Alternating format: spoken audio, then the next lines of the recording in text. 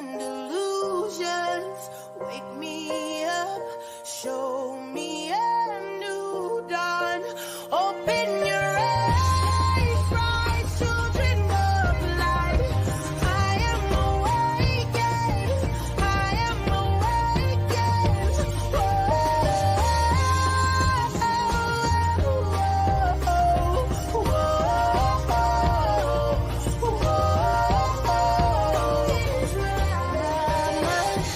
All these lies and delusions, wake me up, show me a new dawn. Open your eyes, bright children of light. I am awakened, I am awakened.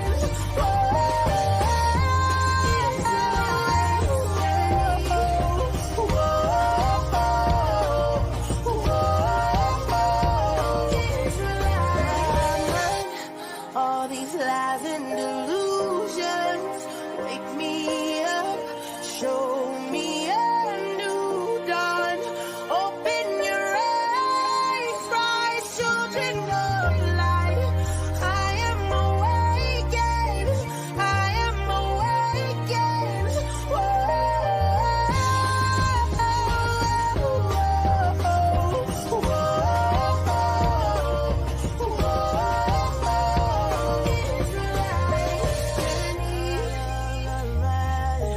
Clear my mind and my soul.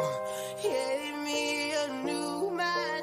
Oh, made me whole. I'll rise up. Quam, I'll be a new light. Quam, I am awakened. Quam, I am awakened. Quam. Just your I own am man. awakened. All these lies and delusions, wake me up, show me a new dawn. Open your eyes, bright children of light. I am awakened, I am awakened.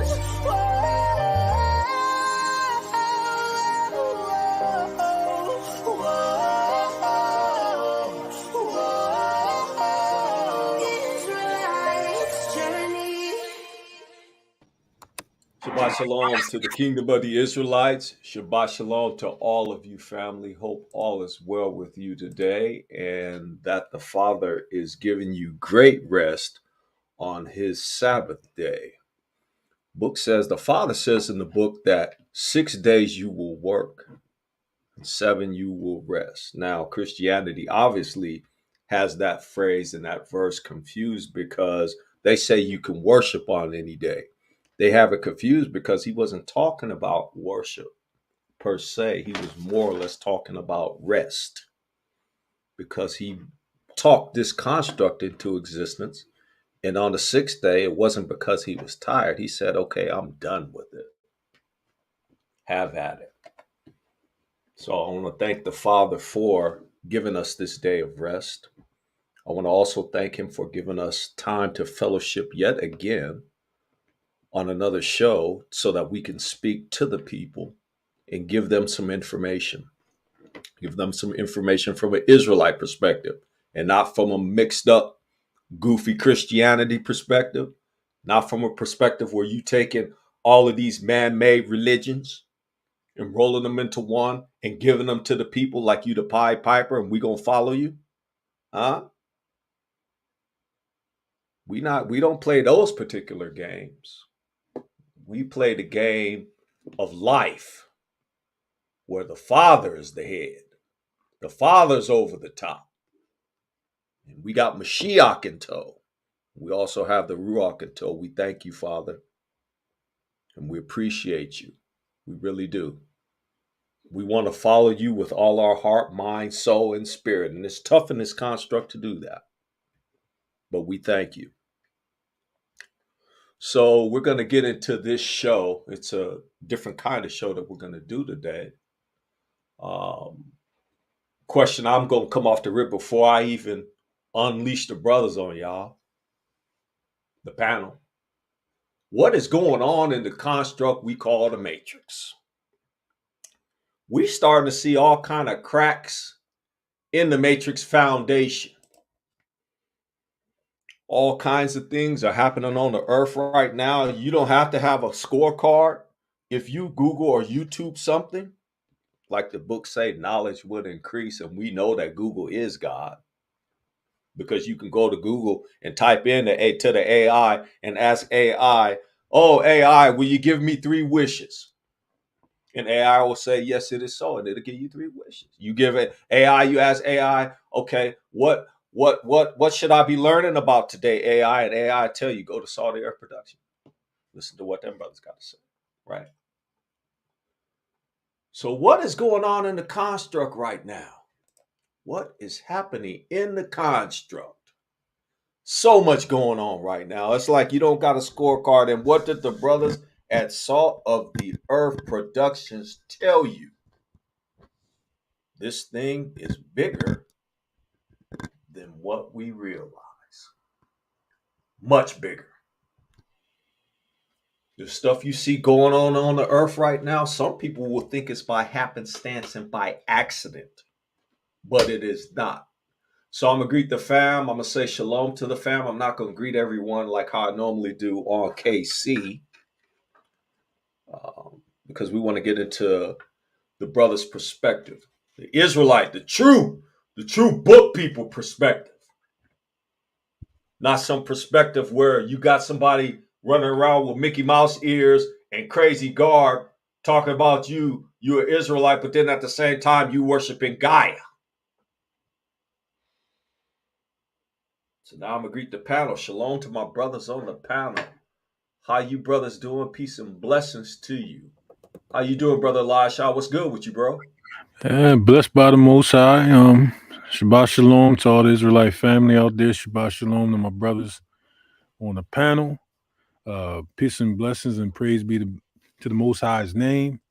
You know, where I pray we'll all end up in the land of the living, praising the Most High forever with our mothers and our fathers and all the people that preceded us. So, you know, Israel be blessed, and I pray the Ruach HaKodesh leads us in the ways of all truth. Yes, sir. Yes, sir. When that brother All speak, that brother praises, speak honor, with and glory. conviction. Go ahead, brother Bonnie. Go ahead. All praises, honor, and glory to the Most High. Hold on. What am I dealing with? Sorry. There we go. All praises, honor, and glory to the Father, to the Son, whom He sent to be a propitiation for Israel, and to the Holy Spirit, whom He sent to guide us in all truth. And you know, I'm just glad to be here, man. All praise to the Most High. Shalom, blessings to the brothers on the panel, and shalom, blessings to all brothers and sisters out there in the comment board. Appreciate that, bro. Brother Najee, what say you, brother? Shabbat Shalom, everyone. Yo, it looks like Kanye and Kyrie, the red pill. What is going on, Neil? Them brothers Shabbat on Shalom, both everyone. pills. Good to be here. Good to be Them here. brothers Let's on get both pills. I'm sorry about that. Go ahead, bro. Rock it. Nah, he took both of them. I like that. Yo, Najee, brother Najee, just say this for me. Kwam Yashara.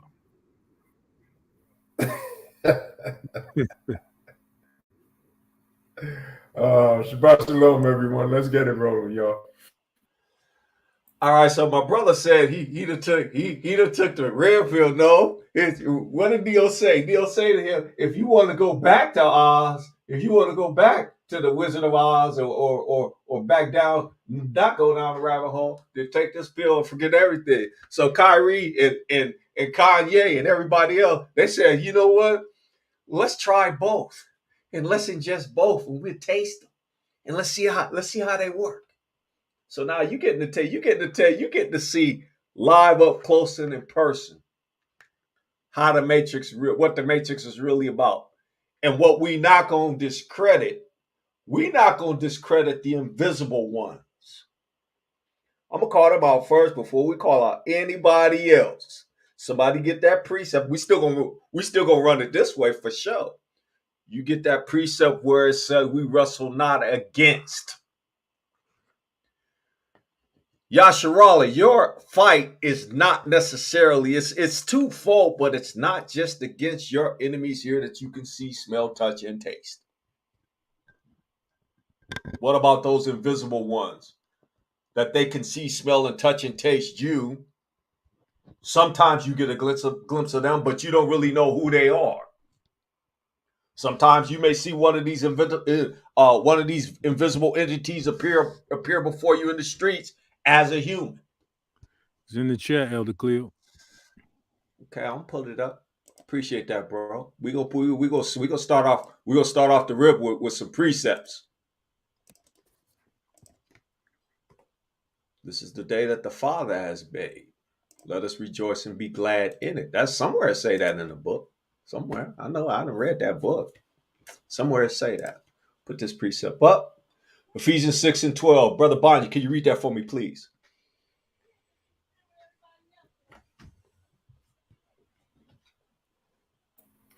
I got it, Brother Cleo. Go ahead, Brother Hal. Go ahead and read that for me, bro. We wrestle not against flesh and blood, but against Stop right there. We wrestle not against flesh and blood. We have angst. We have enmity. We have dislike and distrust. But ultimately, who are we wrestling against? Read. But against principalities. Stop right there. Powers. That's one entity. That's one. And it's a number. It says plural against principalities. What's the next entity? Against powers. That's another entity, plural. Now, you need to go back and understand within the hierarchy, what does it mean, a principality or power? Read the next one. Against the rulers of the darkness of this world. Okay, so there's a group of entities that rule the darkness of the earth, of this world. There's entities, invisible entities, and they can manifest themselves. The book talk about it. Somebody dropped a precept of entertaining what you call angelic beings or angels unaware. Read the last part of that. The last part against spiritual wickedness in high places.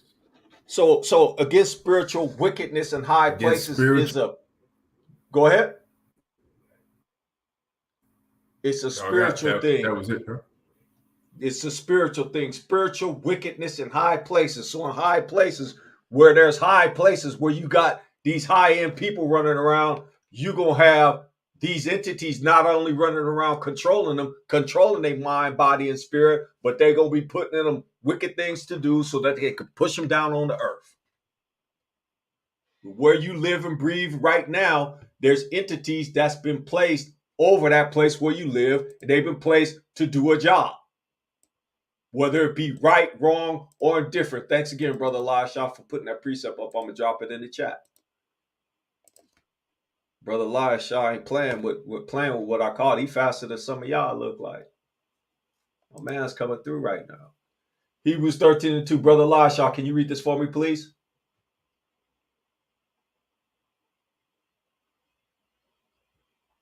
Okay. Brother Banya, can you read Hebrews 13 and 2 for me, please? Got you. Hebrews 13 and 2. Be not forgetful to entertain strangers, for thereby some have entertained angels unaware. Sometimes when you run around on this earth, you think you're dealing with a humanoid, and you dealing with an entity. That's from the book right there. You got another precept where one of your ancestors was wrestling with one, was getting down with one. So he could not have been in the form of an invisible entity if our ancestors could wrestle with him and get down with him and be handling him until he do this one thing and make it go joint, and then he got a problem issue with his hip.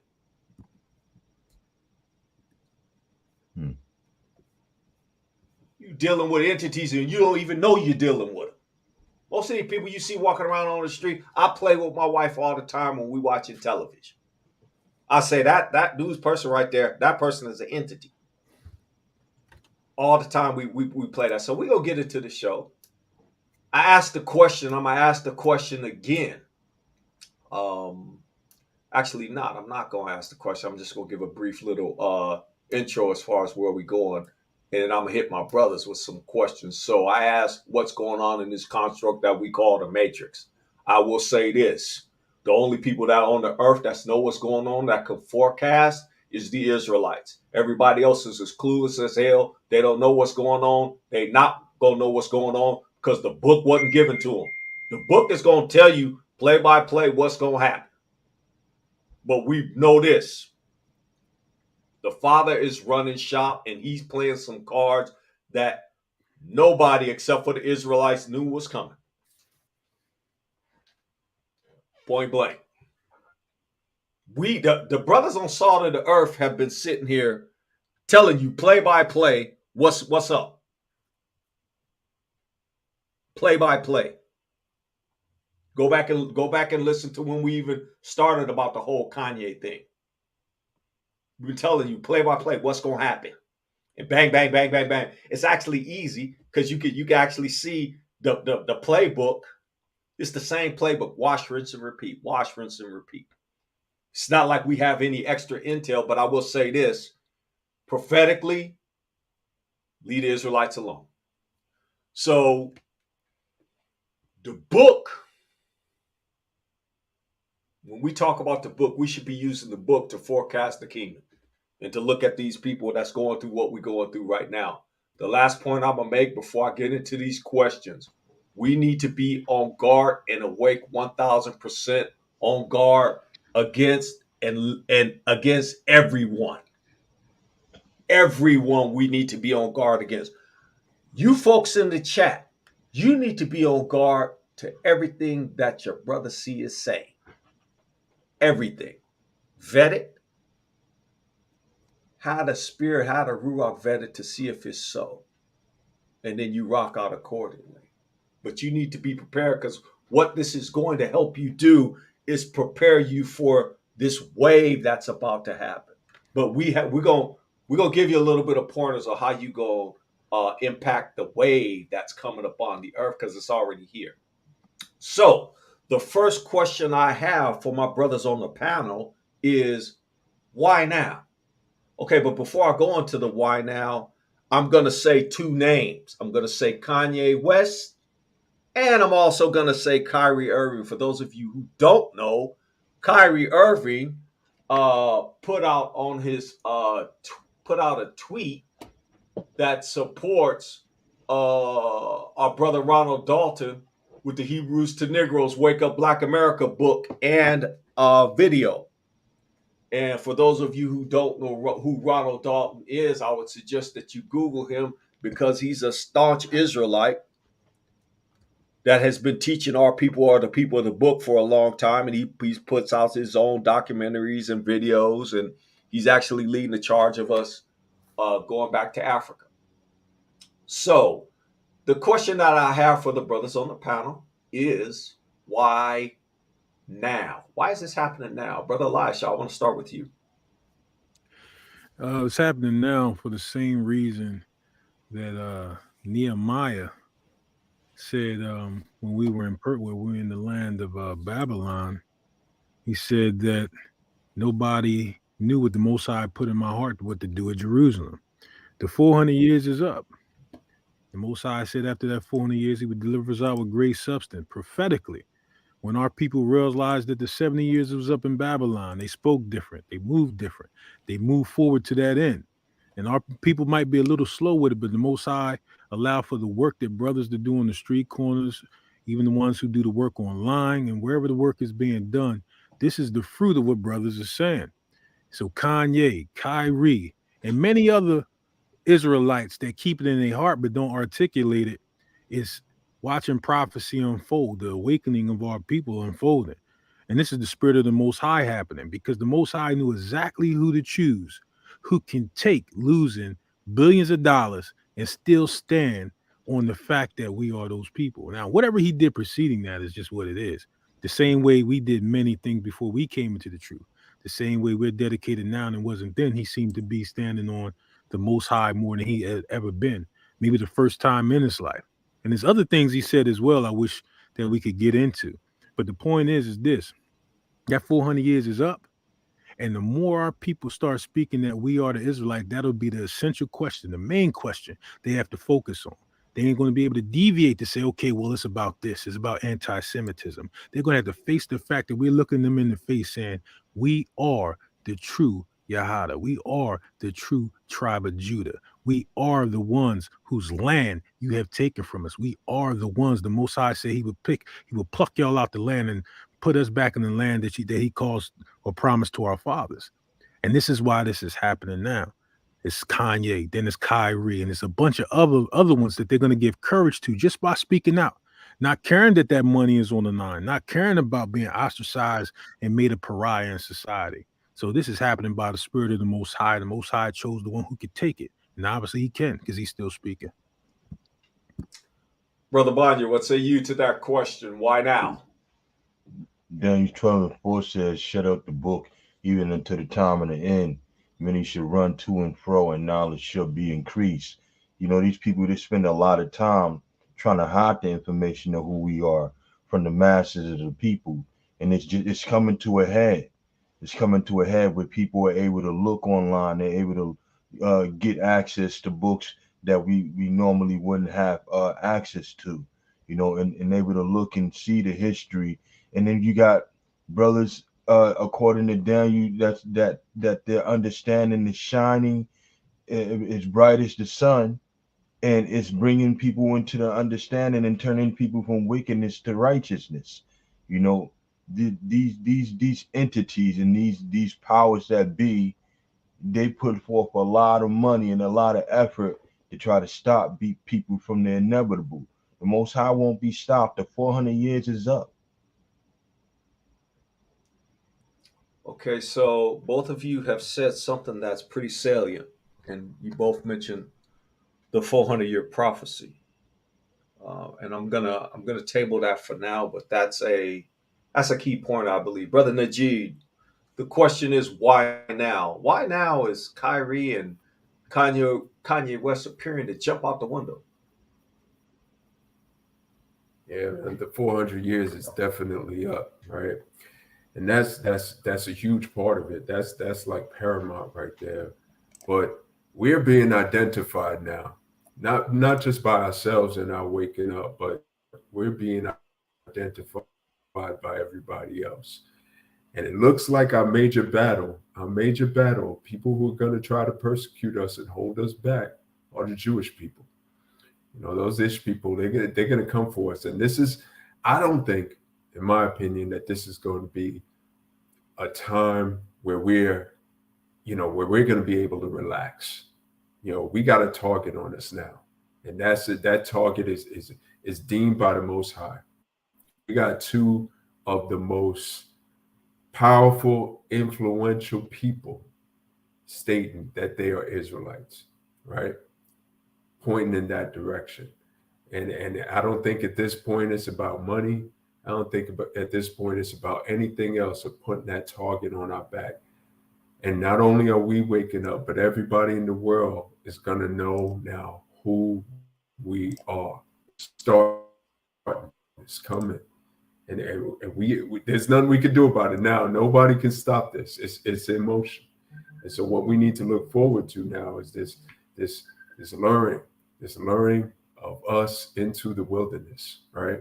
And then there are other people, our other Israelites, they got to watch out, because after we're protected, the dragon, who's cast out, he goes and he deceives who goes to deceive the whole world. When we're being protected, he goes out to get the remnant that are left, who follow the commandments of Yah and are in Mashiach. So it's happening now, y'all. It's exciting, but it's also scary, man. Get prayed up. Someone in the chat said that I'm going to scroll back up. Someone in the chat echo your same sentiments, and I'm going to go ahead and put that up because that is very, very key. It's key for me on an individual level, because every day I wake up, I'm like, man, this is so exciting living on planet Earth right now, where you see the book playing out verbatim. But the problem is that some of our people, and I'm not worried about the heathen, I could care less about that. All heathens, I'm going to say this on record, all heathens could get tossed headlong in the lake and I wouldn't give a damn. Okay, so we got that out the way. So, simple trading, exciting times we are living in. Yes, we are living in very exciting times. I wake up every day. So now, you brothers have touched upon some interesting points, and I can swing this and take one of the points that you made and just go down a rabbit hole. But maybe we'll say that for later, or maybe you can table that for later. Um, I want to ask this question because this question comes up a lot too.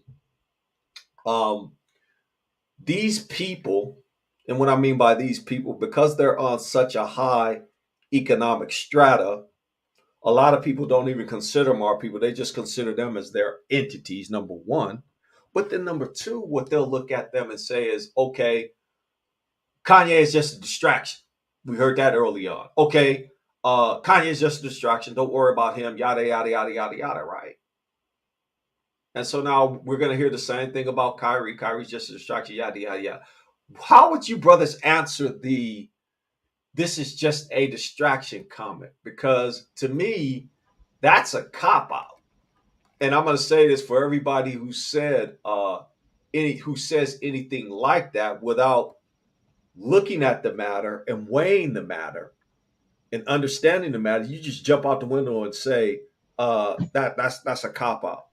Somebody could go get that precept when a Which person speaks out of turn.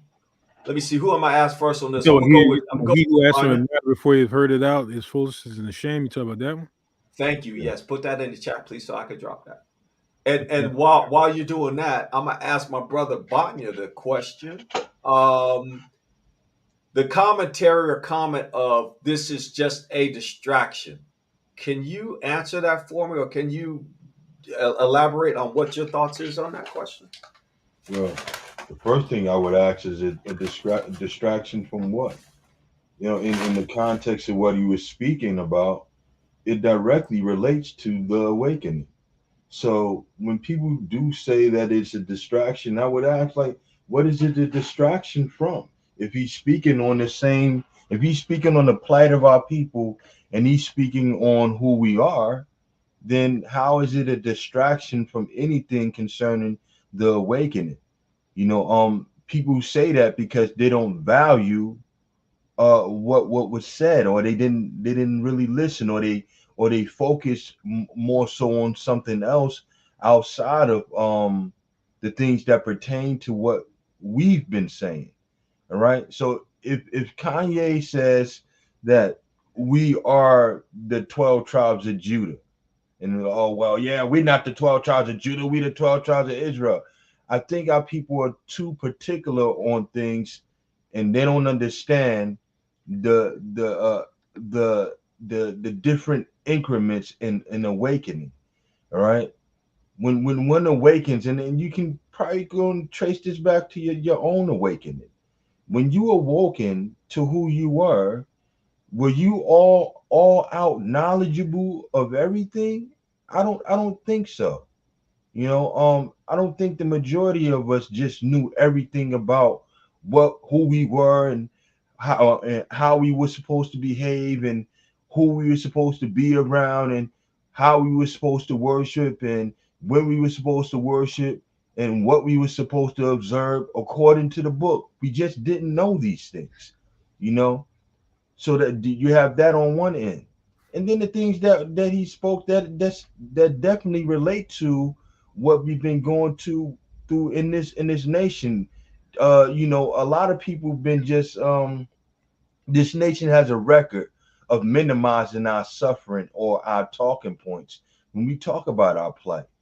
He maximized that and said, look, this is our Holocaust. Planned Parenthood, that's our Holocaust. I don't think that's something outside of the realm of what's going on with us. I don't think that's a distraction. I think that should be the focus of what we're doing here. Is bringing to the surface the things that we've been talking about in our plight in this nation and outside of this nation. You know, because it's not centralized to this one place, but I think that we can take the opportunity the opportunity of what they're saying and show people that, look, this is bigger than them, you know.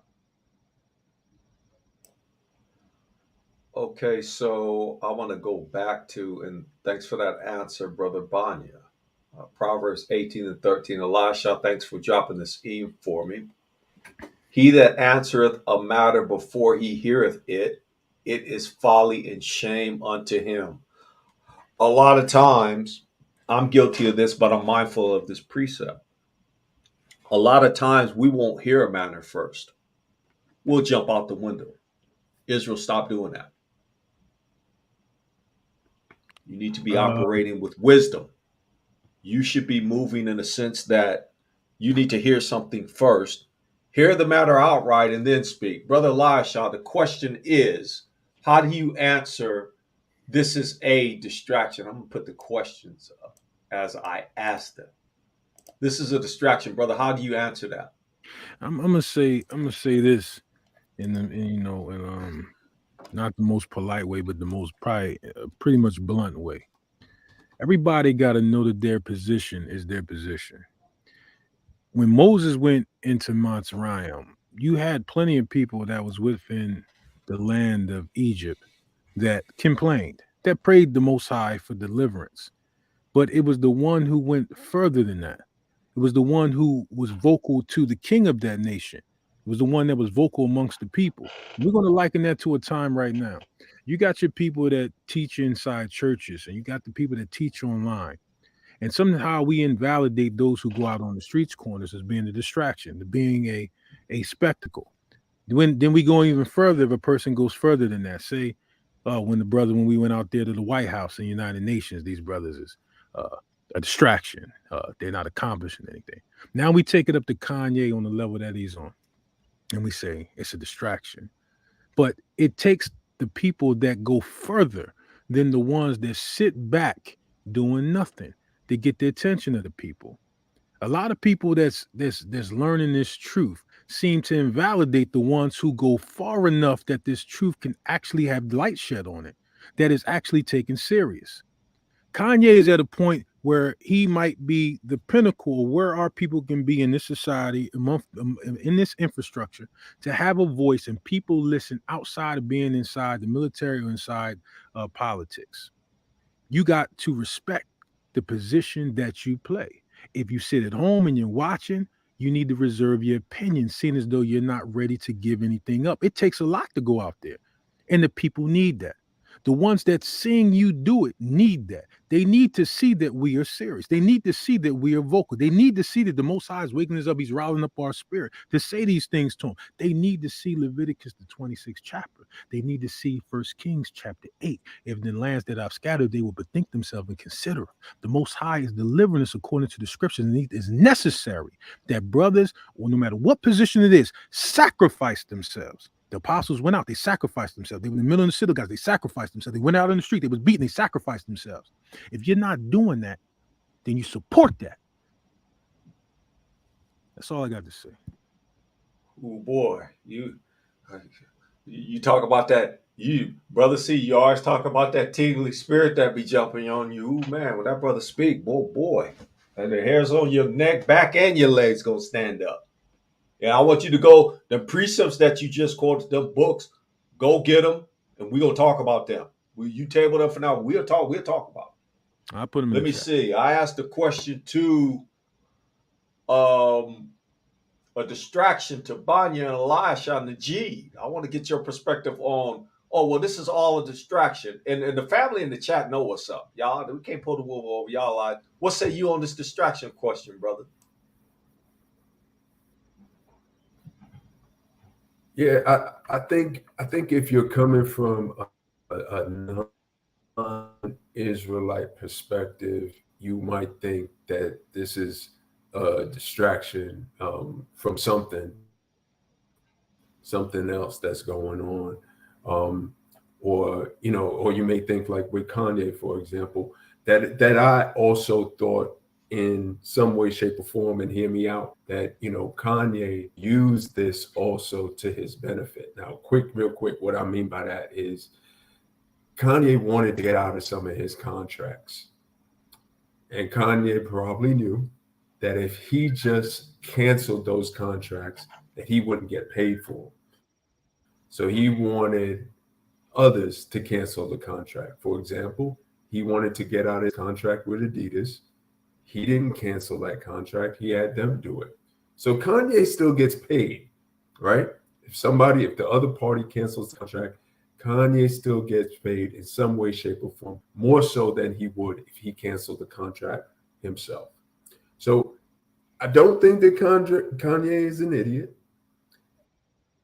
but I do think that Kanye is also being used by the Most High, whether he knows it or not. He's being used by the Most High to send out the word of who his people actually are. Now, I think that Kyrie Irving, I think he's a little different. I think that Kyrie Irving knows exactly who he is. I think he's known for a while. I think he's on that path, to hey, I'm an Israelite. These are the things I need to do. This is the way I need to change my life. Now, I don't know Kyrie personally, but this is what I see. This is what I think about him. The way we all would pose our opinions on anybody. So this is obviously not a distraction. This is the Most High using his people to expose his people. And like I said before, there's no turning back from here.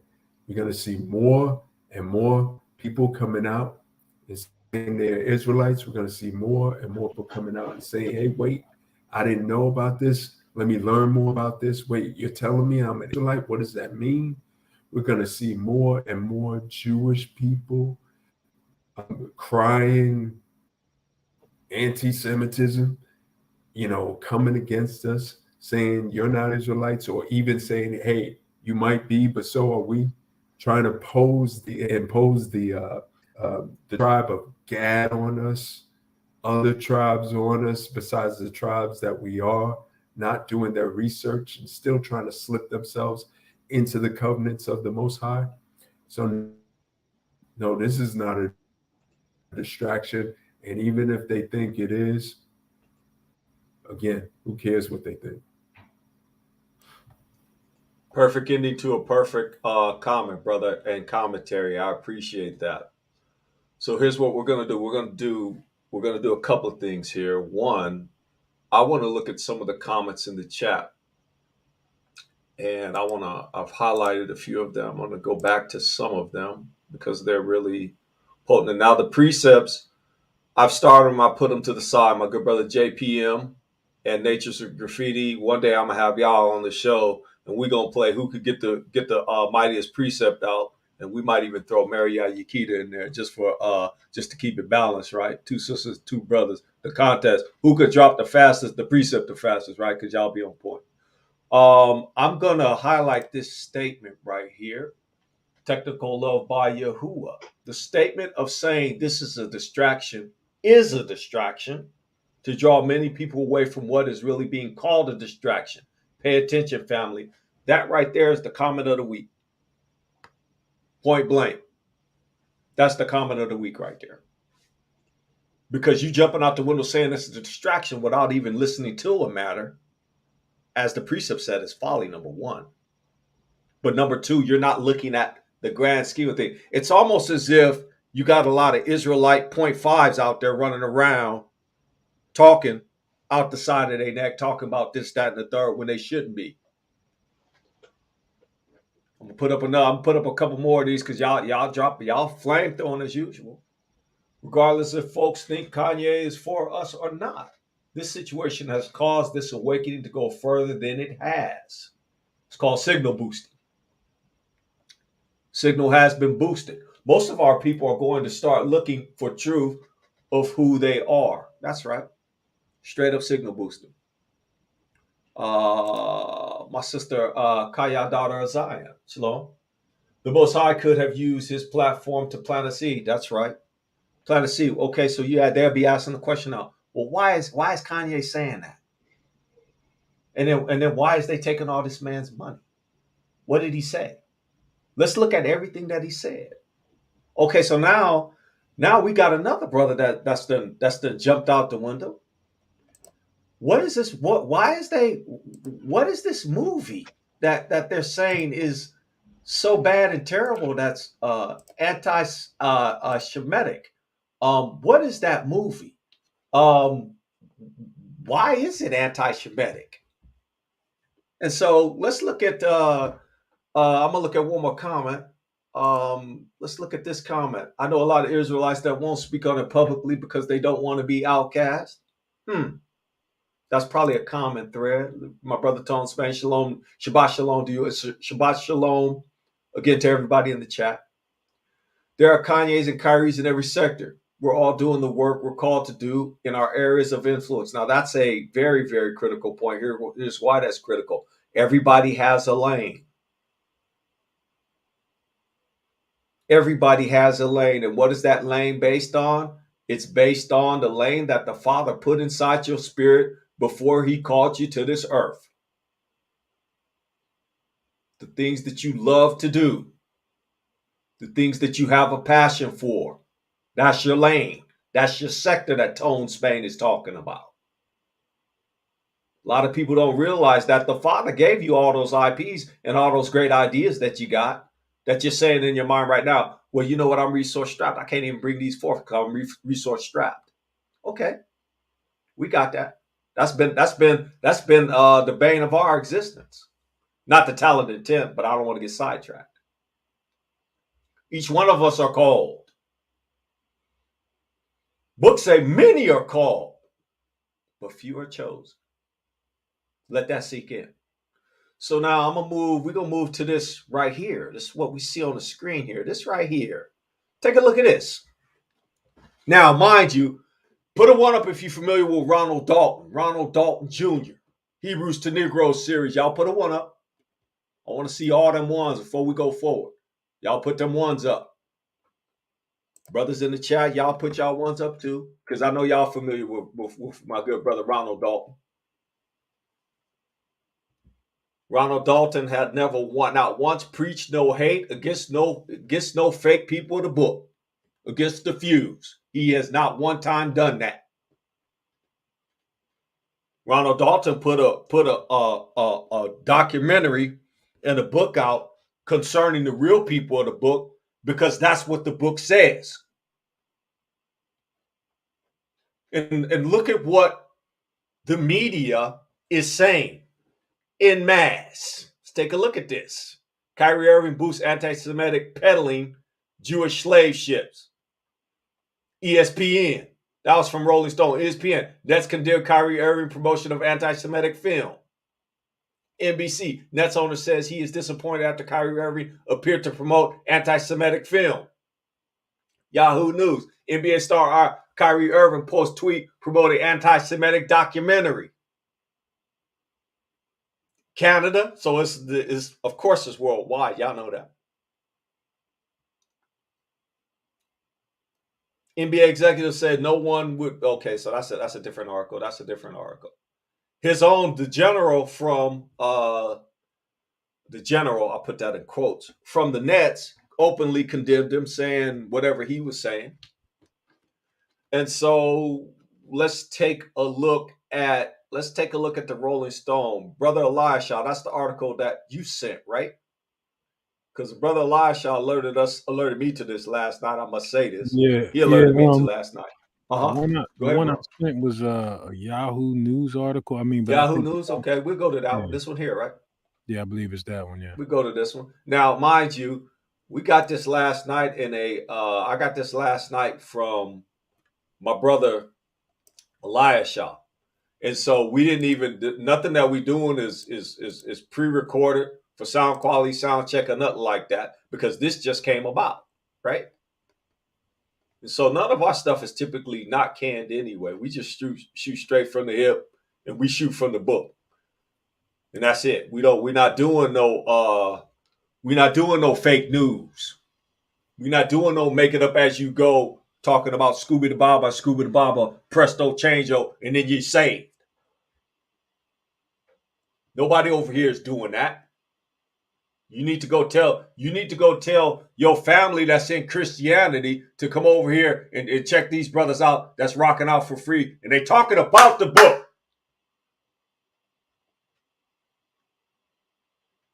We talk about the Father, what the Father done did to them and what he about to do for them, that he redeemed them through Mashiach.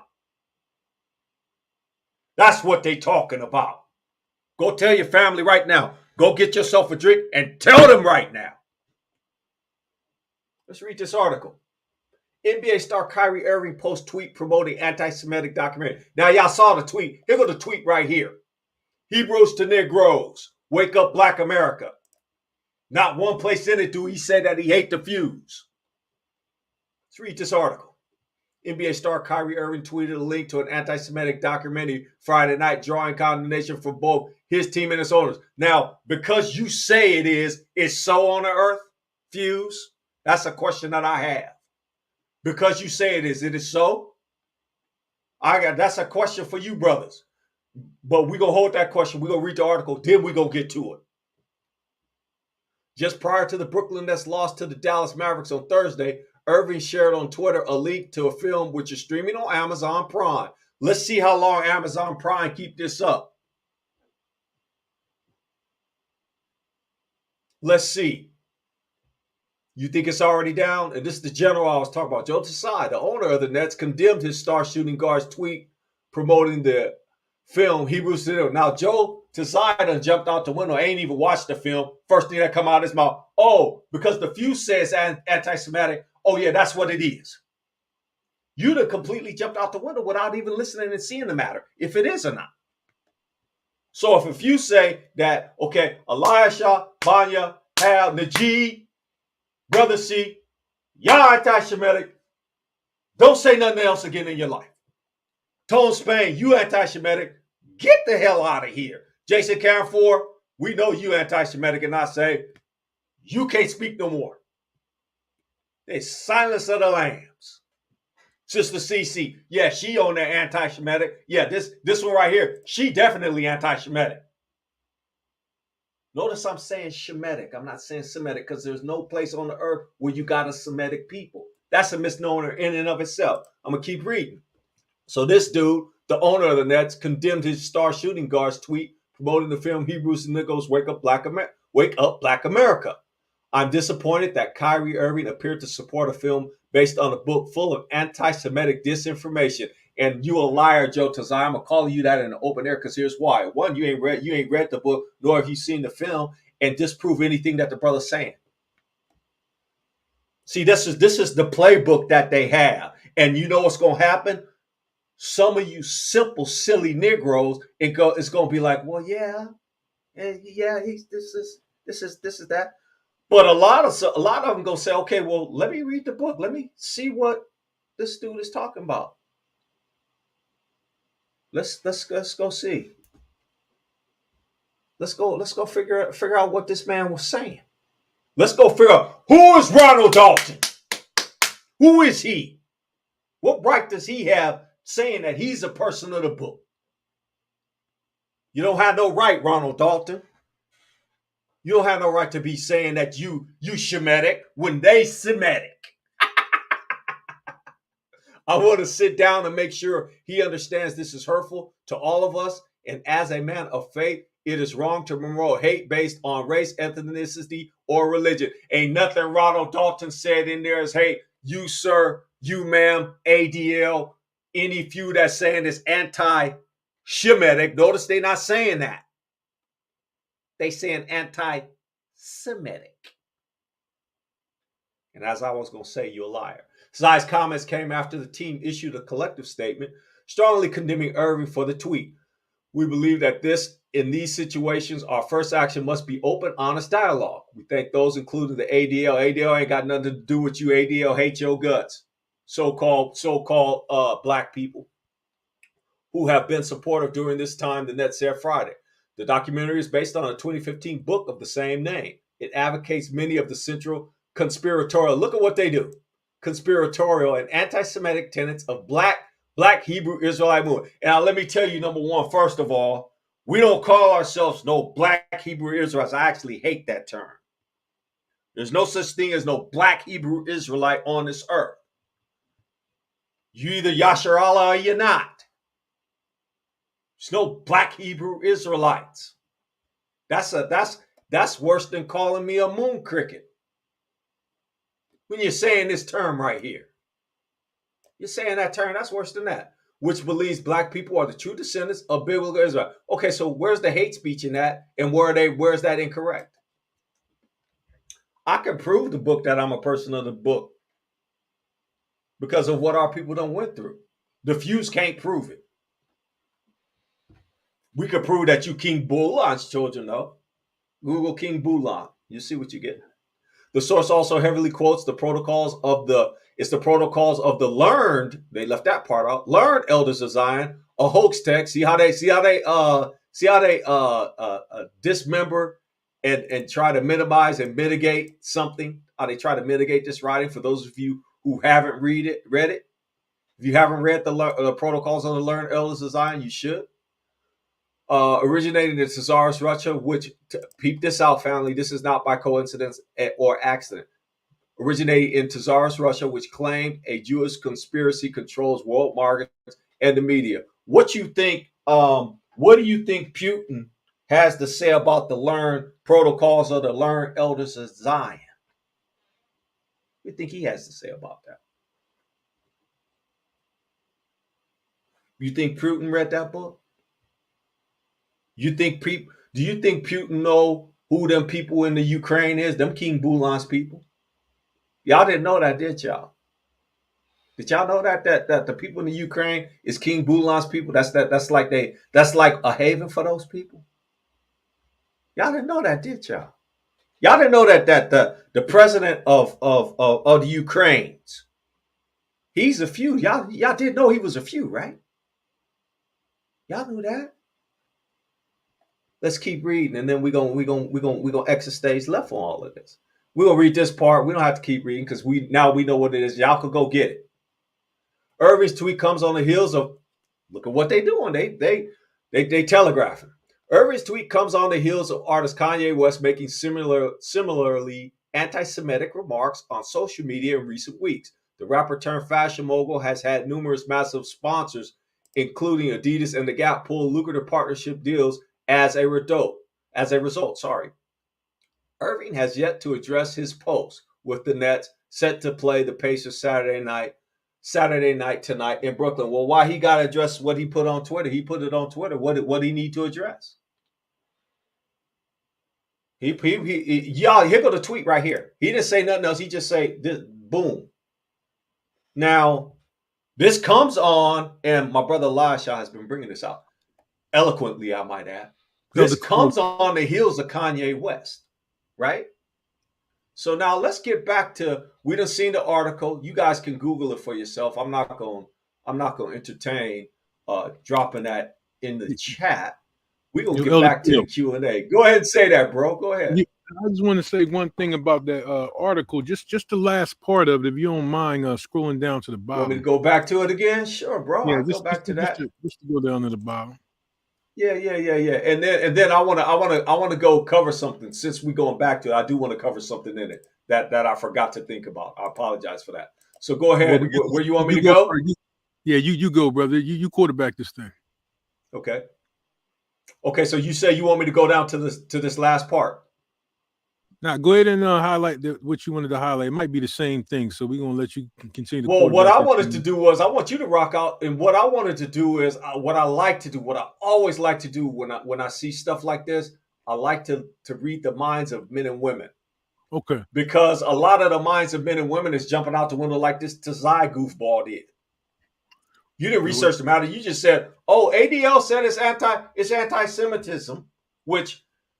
Can anybody on the earth tell me what a Semite is? Go to the table of nations of Genesis. Brother Clear, let me tell you what a Semite is. Okay. A Semite is the same as a person that got ISH at the end, which is ish.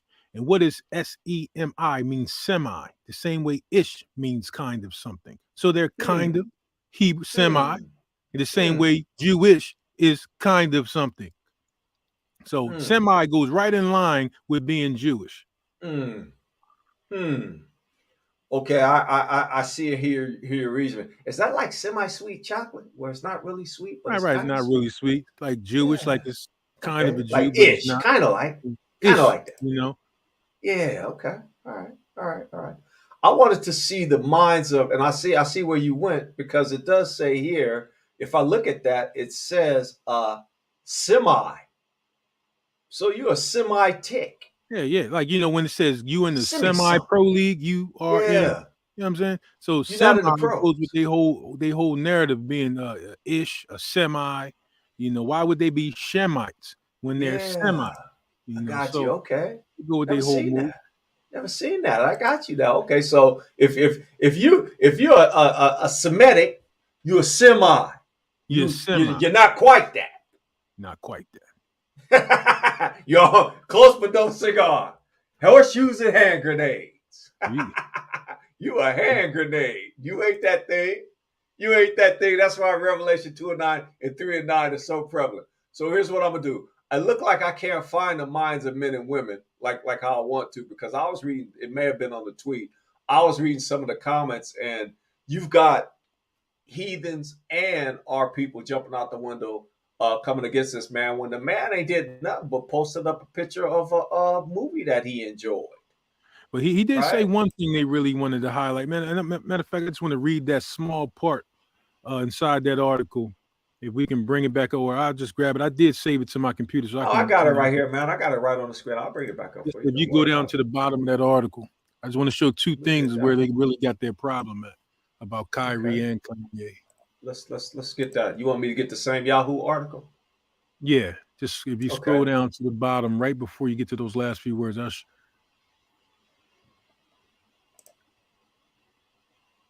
if you scroll up a little bit, keep scrolling up, brother. Right here, I believe this is it. Okay. No, keep scrolling up. More. Yeah.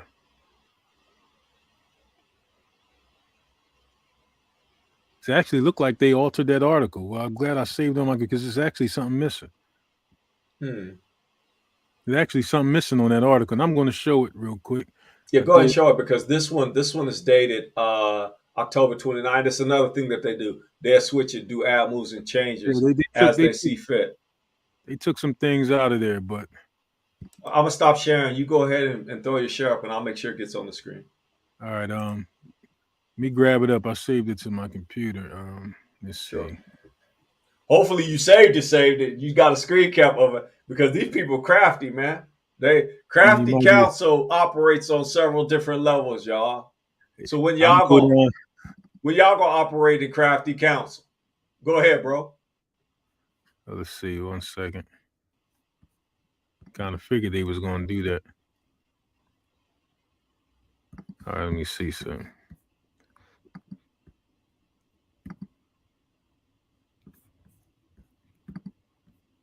Let's see. Thought I saved it in my computer. Let's see, man.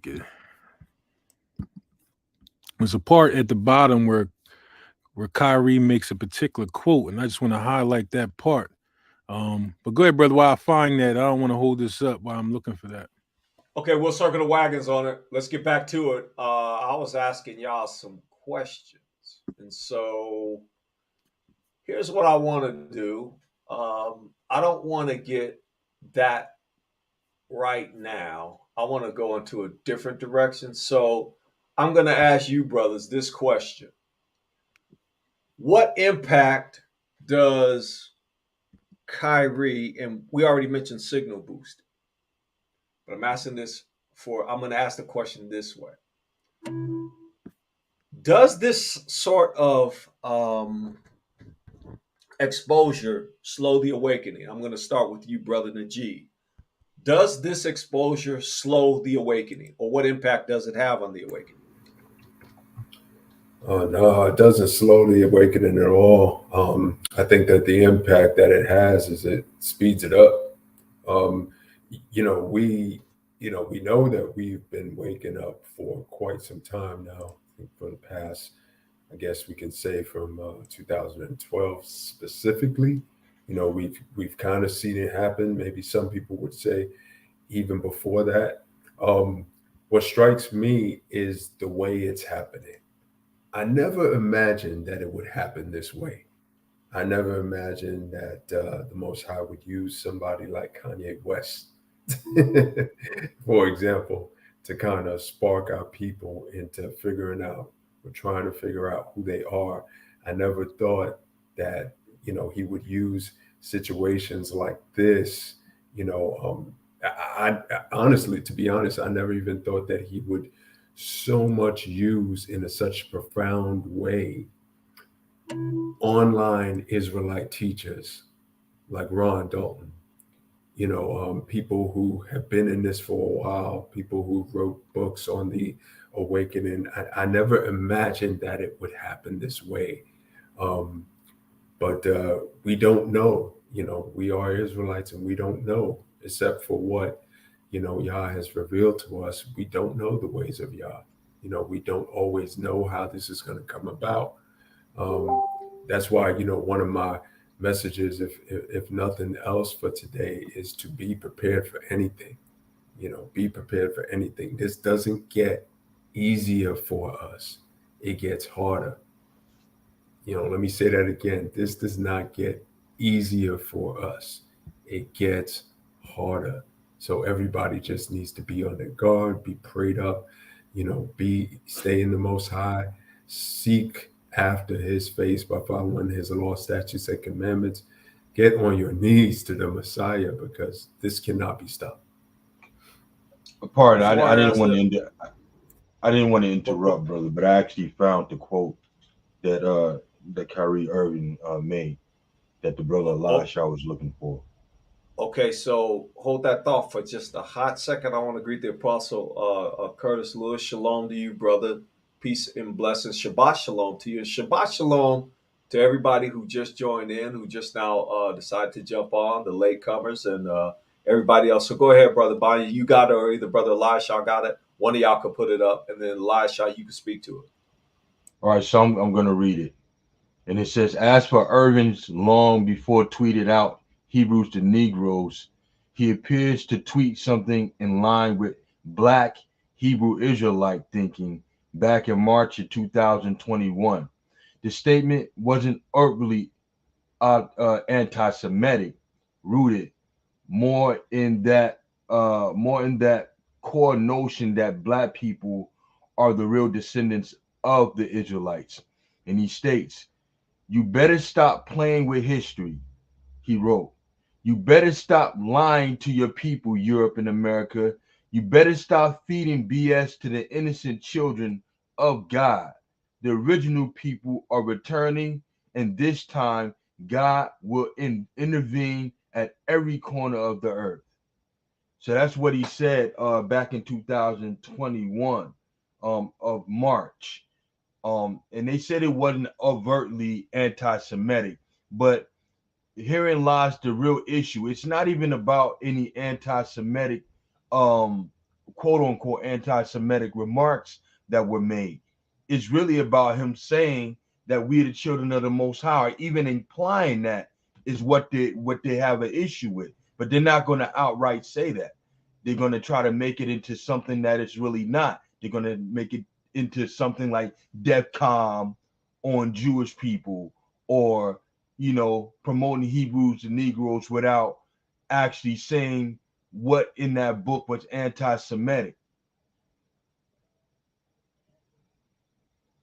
Here's what I want to say, and thanks for that.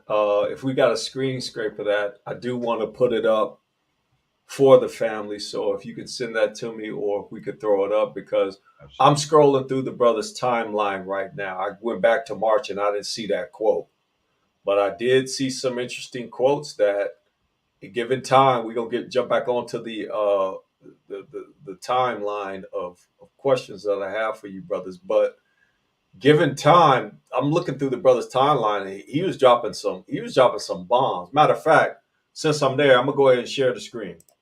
We're gonna take a little bit. Y'all don't mind if we take a little bit? We gonna go make a left out Albuquerque. If somebody could tell me who used to say that as a cartoon, I got something for you, right? So let's take a look at this. Let's take a look at Bugs these. Bunny. What's that name? Bugs Bunny. Who said that? Israel, brother. Man, Elijah. stop, man. Hey, listen, you don't count, dog. It was Bugs Bunny that said that. So we got other folks that's cartoon heads, right? I keep telling y'all, candy, cartoons, and cereal. Them three major ingredients. You got those three, you good as a child. So let's take a look at this right there. This right quick. Look at what's happening. This is in April. I couldn't find the one in March, but let's take a look at April. He says, I send shots at the puppet masters, not the puppets. All puppets do is run around society, trying to gain popularity and state opinions. What is life? What name is worth billions to these? No, I'm sorry. My name is worth billions to these media corporations. My brothers and sisters who deal with this know exactly what I mean. So he's not only talking to the folks on his level, he's talking to everybody. Let's see it. Let's read this one. When I see my name or my brothers and sisters' name getting spun through the media, I refer to all my research about who they are. Uh-oh. Uh-oh. Uh-oh. Or he signal boosted. This is back in April, fam. Their job is to control public perception, ADL, all while profiting off discussing, discrediting, and disrespecting people's lives for entertainment. Like my sister said when we did the other show, public humiliation. This one right here is bomb. This one right here is bomb. This right here. This ain't talking to, I'm going to say, this is talking to everybody here, the family that's here. The family that here says, those who can build. What we be always talking about on Salt of the Earth. What have you built? See, if the Israelites had the economic status up, which it's not going to take really economic status, it's really going to be the Father putting everybody in check at the same time, putting your economic status up. That's what's going to happen. Those who can't criticize. So if you ain't building nothing, shut your mouth.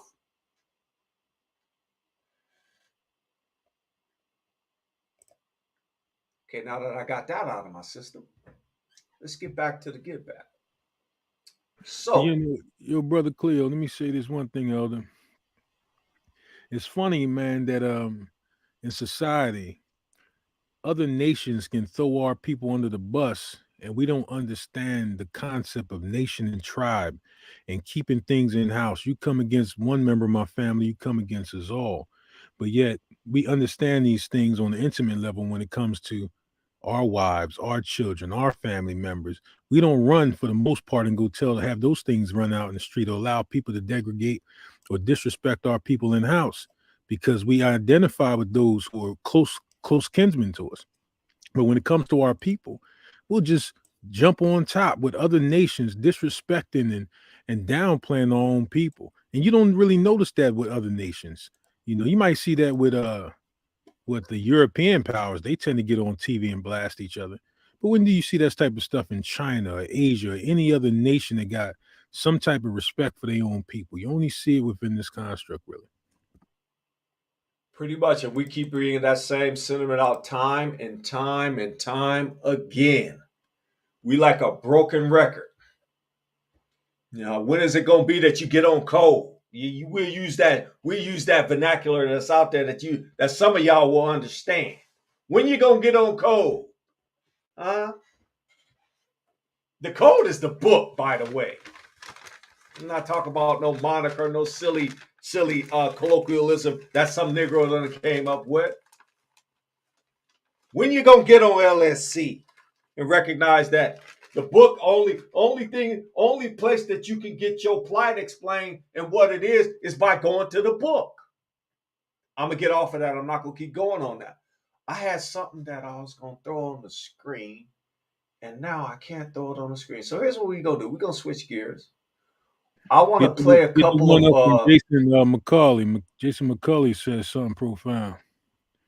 If you I'm gonna grab. Let's see. I'll put it in the chat for you if you want. Let me look for him. I'll look for him. Is it the last one? Pray for our people, but they're not in the front line. Okay, so we'll put that one up. Okay, so my brother JPM, as usual, says, pray for our people that are on the front line and know you will also be on the front line soon. That's the point I wanted to go through. Thank you, JPM, because I dropped a question in the chat. Polish your armor.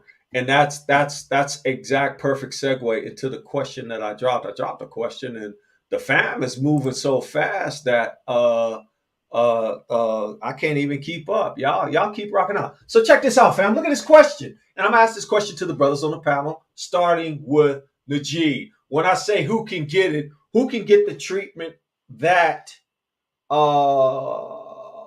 Kyrie is going to get, and our good brother Kanye is going to get, that Nick Cannon got, and anybody else that's high end that had a life tied to this Western construct. So who can get it? And what I mean by get it is get the treatment that they're getting. I think they can. I think they can all get it, except for those who might be a bit afraid, understandably, right? Okay, I'm gonna stop. I'm gonna stop you right there. I'm gonna stop you right there. When I say who can get it, can you get it? Oh, I can get it. You know, I feel no, you know, and I'll be straight up and honest about this. I feel prepared. Now check what I just said. I feel prepared. But this is what I'm talking about, and I think Jason Philip McCauley just kind of posted this: to polish your armor. And I've been saying since I got on today, get prayed up and be ready, because this is gonna get harder. So can any one of us truly and honestly say what we're going to do when they got that knife at our family's neck? When they got that knife at your daughter's neck? When they taking your wife away from you, putting her in prison, separating you like they did back when we were slaves? Can any one of us honestly say what we can do? We would do. I know what I believe I would do right now. But when I'm in that moment, I hope that all my trust will be in the Most High. So I feel like I can get it right now. The truth is in the pudding, though, right? Let me answer next, man. I want to answer next. You go right ahead, sir. Who can get it? What you just said. What will we do when those type of things come upon us? We got a brother on the panel right now. A brother on the panel right now who been through it, who was thrown in jail for 6 years, family separated, for nothing other than because he proclaimed he was an Israelite, and he went out there and he stood in the faces of our enemies and our oppressors and told them, let us go. We got a brother on the panel right now who went through that and didn't give it up, didn't turn back. This brother right here is the example that we all should have. Brother Elisha, tell them what they did to you, and you still standing. Well, the Most High is holding me up, so I don't know if I'm exactly standing. But he's Exactly. definitely holding me up with his hands. But you know, we went out there, man. Brother Karab knows, Brother Cleo knows. We believed the 400-year prophecy. We were teaching it a long time before people started speaking about it. We went out there together, whether we were in different places at different times. Went out to the White House, United Nations, saying let our people go, teaching in front of those institutions. And we put these videos up, and when it came time to destroy my family and pull me in the courtroom, call me a terrorist, and say that my religion somehow caused vitamin deficiencies in my daughter. I lost my business, my house. In the process of being in prison, lost my marriage. 5.5 years, almost 6 years I spent in there. Why these people called me a terrorist. And to this day, still, that's how I'm viewed in these databases. I'm probably in amongst of all of us. So, you know, I standing on that truth, it's not a matter of turning from the Most High. You turn to the Most High even more when you suffer in these afflictions. Anytime you speak out about who our people are, and you do it to a degree that's in their face, oh, you gonna get it. Oh, you gonna get it. You know, and they expect that to break you. You know, but all it does for the ones that the Most High will have it be, it makes you stronger, and you come back stronger, and you say things a little bit stronger, and you go to them more. So that's how I feel, and the Most High gave me the spirit to do so. Just like all my brothers. Don't think for a second. My brothers was there. Brother Karab, Brother Cleo was there every day I was in prison, amongst other brothers. So, we do this together, and we can't do it apart. So, man, I say we all went to prison together because they sure was by my side. So we all know what it's like to be in those bonds. So don't let your heart fail when they come at you that way. Because everything that they took, the Most High can give you back tenfold, 100-fold, and it's going to do better and give us better blessings. So, yeah, I could see what Kanye and all them is going through. All the people, all our brothers are suffering it.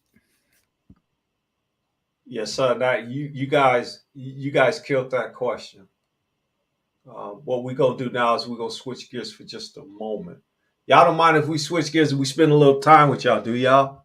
I was saying that in my mind, I was like, okay, we're gonna keep this show under an hour. Silly me, right? Silly rabbit, tricks are for kids. You ain't not gonna never keep no show under no hour, especially you fellowshipping with the family. Go ahead and hang out with the family. So what I'm gonna do is I need to get to fair use. Go ahead. Brother Cleo, one thing just before you go, Uh-huh. I thank the Most High for Brother Elisha every day. Brother Elisha, behind the scenes, man, you've helped me out tremendously. Um, what Brother Elisha went through is big time, and we see even in the scriptures, what our apostles and disciples who walked with the Messiah had to go through, and where they themselves even failed, denying the Messiah 3 times, denying him when he was being taken to his death 3 times. I do not know him. So this is what I'm saying. Regardless of how you feel right now, right? That I'll be able to stand. I'm gonna do this. Regardless of how you feel, like Jason Phil McCauley said, polish that armor. Get prayed up. Practice, put into constant practice those LSCs, because when that time comes, you want to be able to lean on the Most High without turning to the left or to the right. And the only way we could do that is putting our total trust in him today as opposed to tomorrow. Let me say this one last thing. And I'm sorry for the oversight. When we used to go out to the United Nations and the White House, and we was making those tracks, even doing those teachings, and when I did go down, when I went to prison, after they made those false allegations and I got incarcerated, a lot of people of our nation donated to my family to help support my children and even help my wife at the time. So it wasn't like we all fulfilled the scriptures together at that time when Mashiach said, when I was in jail, you visited me, because it was a lot of people to help look out for my children. And the whole time we went to United Nations, the White House, even when Brother Carabin was out street teaching in California, out in San Diego, many years, Brother Elder Banya, Elder Cleo did those things. And we wasn't asking for no donations from the people. When we went out to the White House, I went out there on my own dime. We went out there to the United Nations on our own dime. I can't speak for other brothers that might have asked for donations or got them, but I never got a donation from nobody going all that time we were going.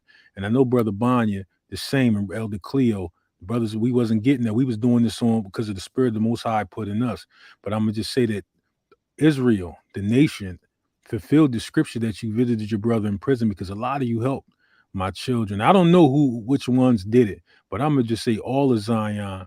Well, we all went to prison together, and we fulfilled those scriptures, and all praise the Most High that it was brothers and sisters that said, "Yo, they was gonna look out." And and I'm not trying to point no fingers at anybody who didn't. I'm just saying that for the ones who did, man, it was a testimony in the heavens. It was a testimony of the scriptures, because these things have to happen. We have to go through these things. That the elect is discernible in the earth. It has to happen. These tribulations tell you who has the name of the Most High written on them. Like, you ain't going through nothing, man. You can hardly say anything about yourself, nor say that you truly love and fear the Most High unless tribulation come, because that's what's promised. That's promised us in this dispersion, in this captivity. Even to the further degree of just all us being in America. I'm talking about going out there teaching this truth. You put a bullseye on your back, and you never know when it's going to show up. And it's like, who can be brave then? That's why I say I got respect for Kanye in the sense that I don't care what he did before, and I don't respect most of the things he did prior to that. But it take a lot once that bullseye is put on your back to stand firm. Because a lot of people, you ain't gonna know who you are until what happened to you. You know what I'm saying? You think you might do something right now, but you'll only know then when it come time to lose something. See what it's like to lose children, lose house, lose wife or husband. Then you'll know if you stand firm in the Most High. Some people won't know that and don't know that until they're faced with certain adversities. That's why the scripture says, as iron is tried in the fire, so is acceptable men in the furnace of adversity. So I just wanted to put that out there. I appreciate that, because in reality, we think we know, and until you come out on the other side of something, that's when you'll know with certain that you was rocking out with the Father and the Father was rocking out with you. And that's why I say, if you sit down with a brother that done had an experience like Job, Joseph, and the other brothers and ancestors that are in the book, this brother's lived through that. And so he's speaking from experience, not from out of his neck. All right. So I'm going to go ahead and rock fair use. And then we go look at some media. And y'all don't mind if we rock out a little bit longer than an hour, do y'all? If y'all want us to keep going, just put a 1 up. If you want me to stop, I'll shut down right now. But before I do, I'm going to rock fair use. Copyright disclaimer under Section 107 of the Copyright Act 1976. And this is a copyright disclaimer under Section 107 of the Copyright Act 1976. Allowance is made for fair use for purposes such as criticism, comments, news reporting, teaching, scholarship, and research. Fair use is a use permitted by copyright statute that might otherwise be infringing. Nonprofit, educational, or personal use tips the balance in favor of fair use. Okay, so now what we're going to do is we're going to switch gears a little bit, and we're going to look at a couple of videos from the Jewish perspective. Mind you that Kanye and Kyrie Irving are the same person. Kanye, Najee, Banya. Let me see who we got. Eliashah, the Ralph Wolf. Hey, brother, good to see you. Hope all is well. Thyra Briggs, Nature's Graffiti. Pizzalola Yaz Bless. Lady J Loving Kindness, Leanne King. Eliashah Yashara. Donovan Bejuda. All of y'all is Kanye West. Everybody in the chat is Kanye, and you're also Kyrie Irving. The brothers already said you can get it, so what make you any different? Your status or your level? No, you can get it too. So I'm gonna go ahead and we're gonna go ahead and play this video, and then we're gonna do it this way. We're gonna play the video, and if you brothers got some points, this video is only 6 minutes. Let's let it rock out, and then y'all gonna have at it. All right. Oh, he just made the cardinal error. Let's not do that, Cleo. Okay, so let's go ahead and play this video. Oh, you know what? Let me stop. I gotta stop sharing because you know what? I didn't press that button. I didn't press that little box. Share the audio. So I want to do an audio test before we get going. Y'all let me know if you can hear the audio. I'll make sure everything's turned up. Check that. Sound check. Hopefully y'all heard that. And then over here, okay, so we cranked up.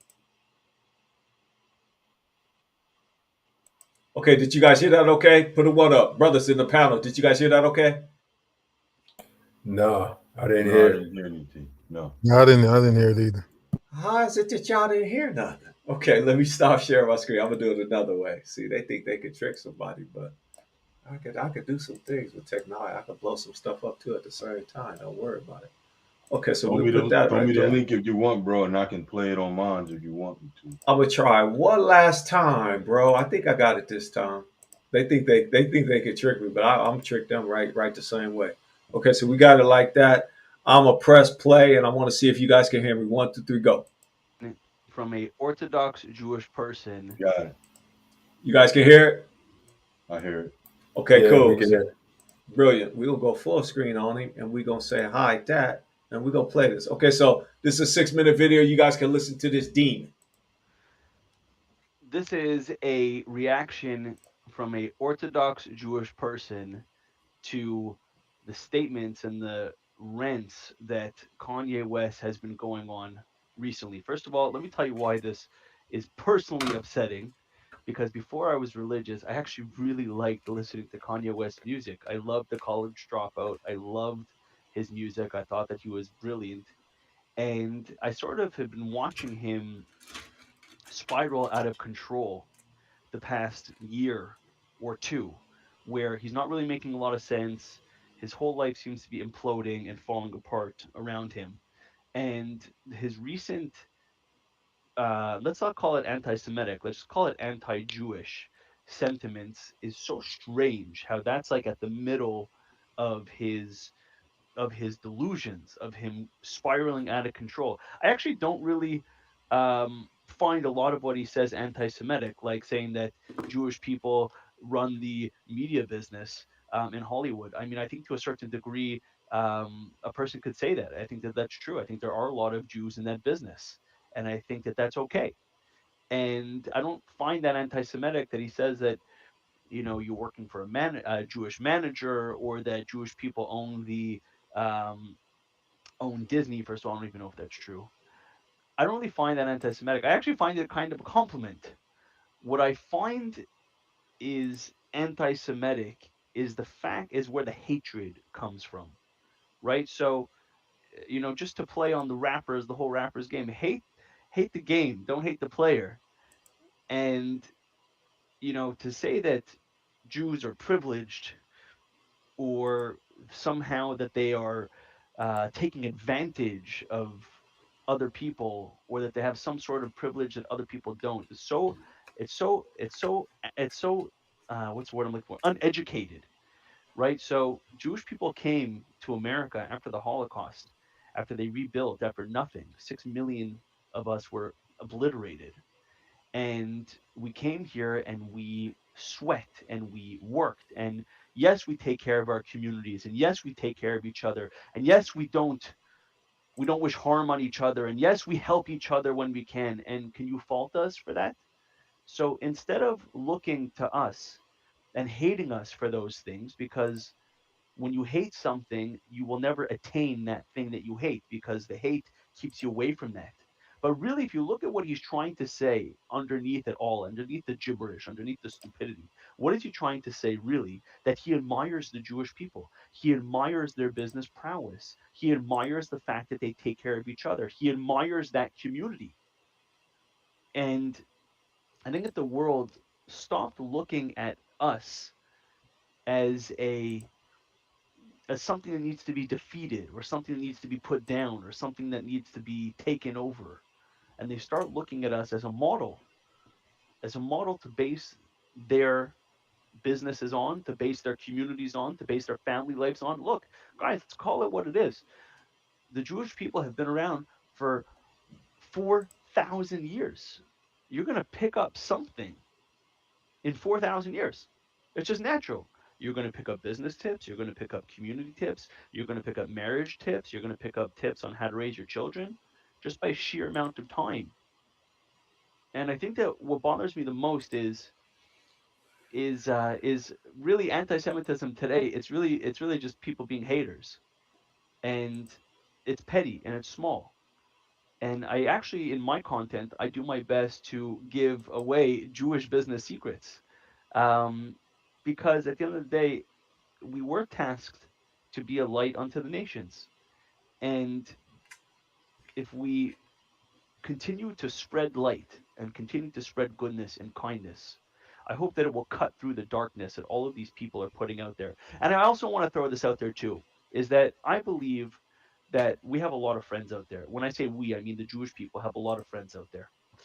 And contrary to the the greasy the wheel, the squeaky wheel that's looking for the grease, the Kanye West of the world that's looking to take a cheap shot, those are the people that are loud. Those are the loud voices. But I do believe that the vast majority of people, just like Jewish people, we have no qualms with anybody.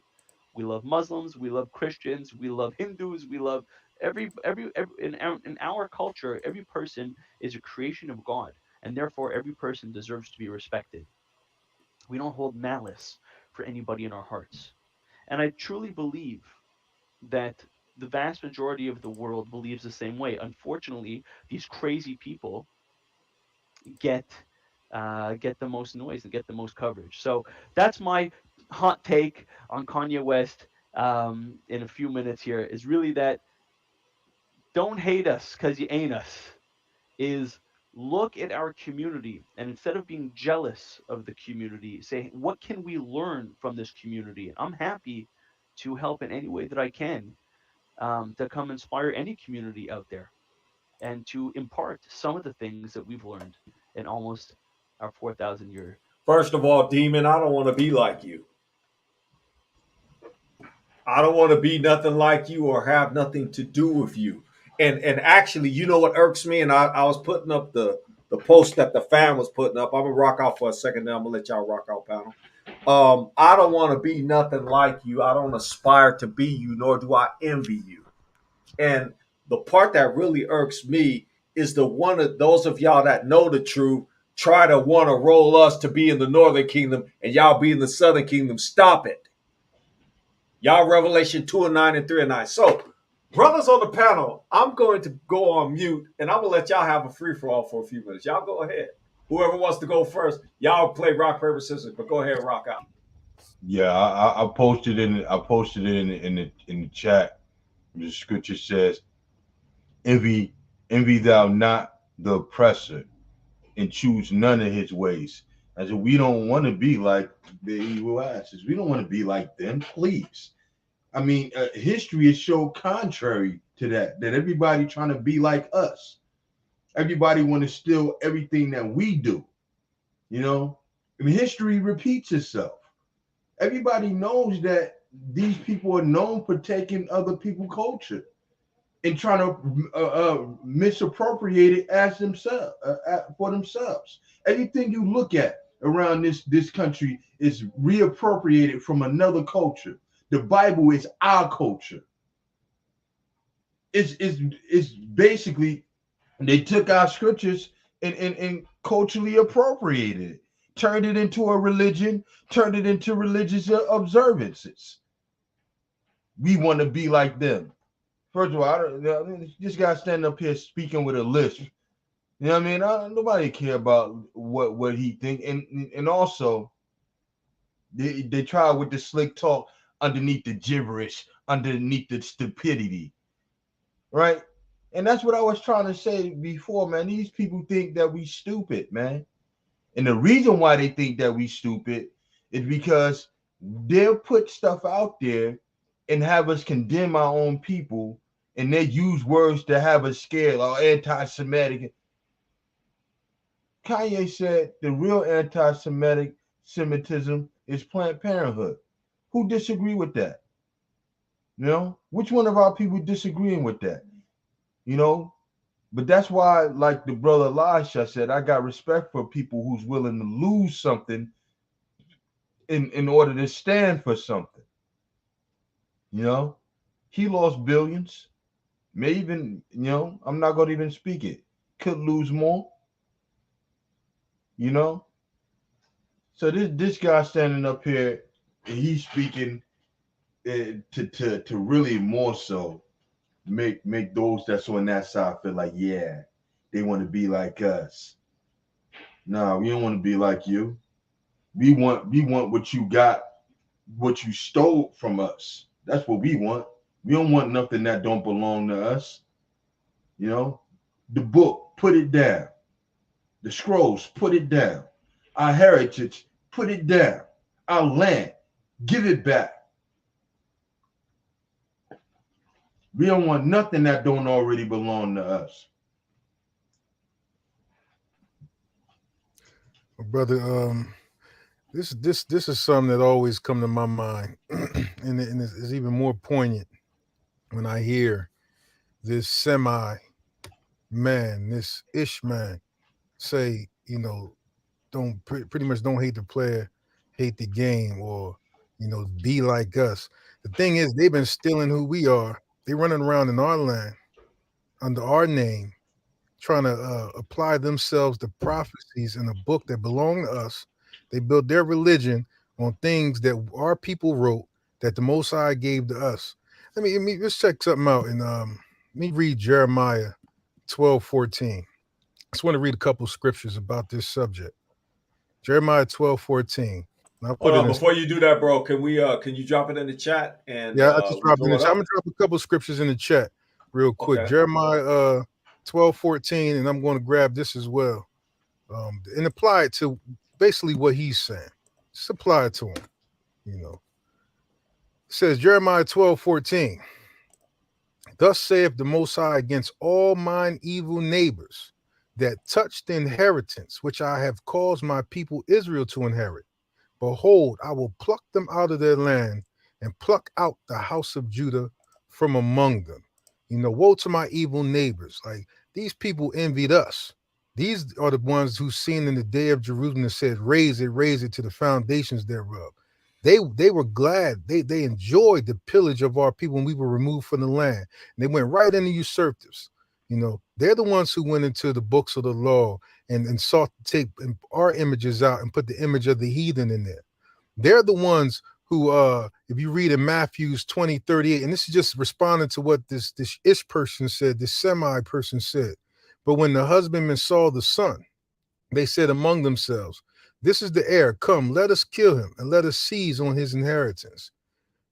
This is just responding to him. This is Revelations 2:9 and 3:9, which I'll put in the chat as well, because this is not talking about us when it talks about who say they are Jews and are not, but are the synagogue of Satan. That's not talking about us. That's talking about them. That's talking about something they stole. Revelations 2:9. I'm gonna put it in the chat real quick before I read it so it can get posted inside the chat. Put that in there real quick. Here you go, brother Cleo, Elder Cleo. I know thy works in tribulation and poverty, but thou art rich. And I know the blasphemy of them which say they are Jews and are not, but of the synagogue of Satan. Revelations 3:9. Precept upon precept, what they do. Supposed to put this in the chat real quick.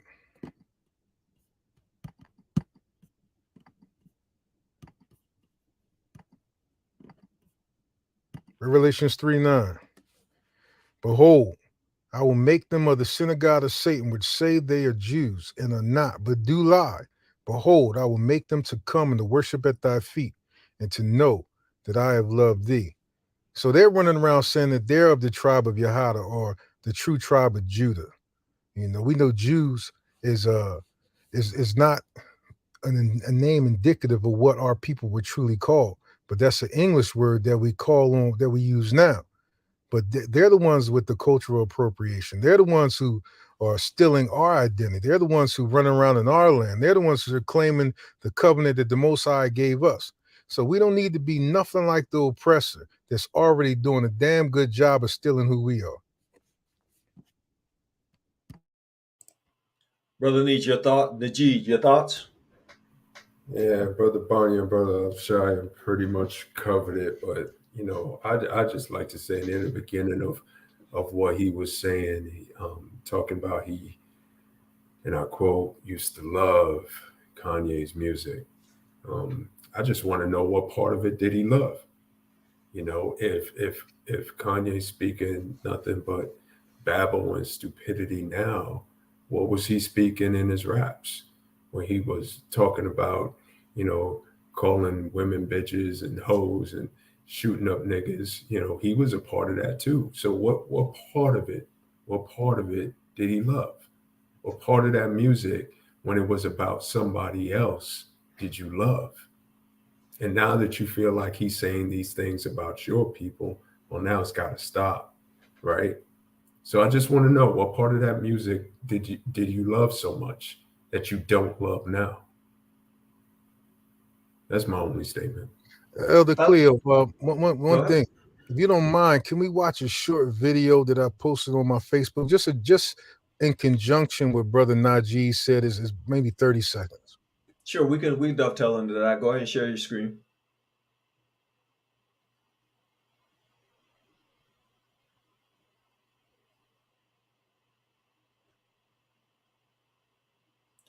That silence is deafening.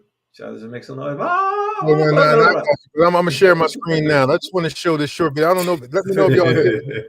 Go ahead and share your screen, bro. No, that silence was killing me, man. I'm like, because I keep putting it on mute. Just every time I'm not speaking, I put it on mute. So that's okay. That's okay. Brother Cleo, you know you can scream louder than that, man.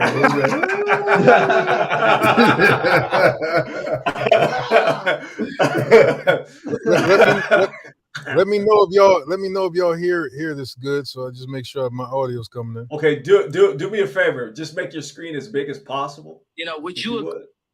All right. That's good. That's good enough. I think that's good. Fam, you can see that, right? Okay, that's perfect, actually. That's good. That's real good. All right. Let me know if y'all can hear it.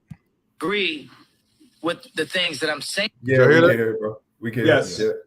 Start over from the beginning. Would you agree with the things that I'm saying about the Jewish record labels, about artists getting fucked? I'ma fuck your bitch. I'ma kill this nigga. I'ma fuck your bitch. I'ma kill this nigga. That's the real anti-Semitic shit that the Jewish people get paid off of. How many people want to bet their house that content is not within the first 3 songs on Apple Rap Music? Nobody. So they're gonna have to take my life before they take my people. We ain't taking it no more, bro. They get paid off that shit. Ain't no when the last time you seen a Jew person kill a Jew person on World Star. But being a crackhead wasn't cool back then. Being a crackhead wasn't cool. Now they seem like they're making it cool to be drinking lean and syrup, and it's the most dangerous. It's the most dangerous thing that's facing our society. So why sign an artist that would promote that? Don't you think that's hypocritical though? You're saying it's opportunistic. Yeah. I got people to feed. I got a business to run. You're gonna make Dame Dash take this clip and call you a culture vulture. I mean, did y'all hear how the approach was? 1 second. Did y'all hear how the approach was when it came to our people? Did you hear what Kanye said about he's tired of this stuff being done to our people? Look at what Brother Najee said, but how the Jewish record exec responded. We're opportunistic. I got people to feed. See, when it comes to the true anti-Shemitism, nobody's talking about that. Nobody's talking about what's really anti-Shemitic. But they want to come at Kanye about saying he's going to say something. But look what this Jewish person said when it came to the degradation of our people, the psychological and spiritual warfare they play with our people through the music that they pay our people to put out. The content about the drugs and the women and the killing each other. I mean, our people are coming up on the blood of our own people. This is what they pay us to do. You take poor and marginalized people out the ghetto and you give them millions of dollars to talk and disrespect their own people. For $1. Murder in every song. Bitches in every song. To disrespect our women the way we do in every song. The sexualization that they promote in these videos on every song. And we're not talking about that as anti-Shemitic. We're not talking about that at all. But these Jewish people can say, and no backlash whatsoever, it's opportunistic. I got mouths to feed. It's cool to do that to my people and to destroy us. And when Kanye says not to my people, Nobody can respect that about that brother, man. He gave up all that and said those things because maybe he's tired. I don't know what he did in the past, but wasn't we all tired when we turned from sin?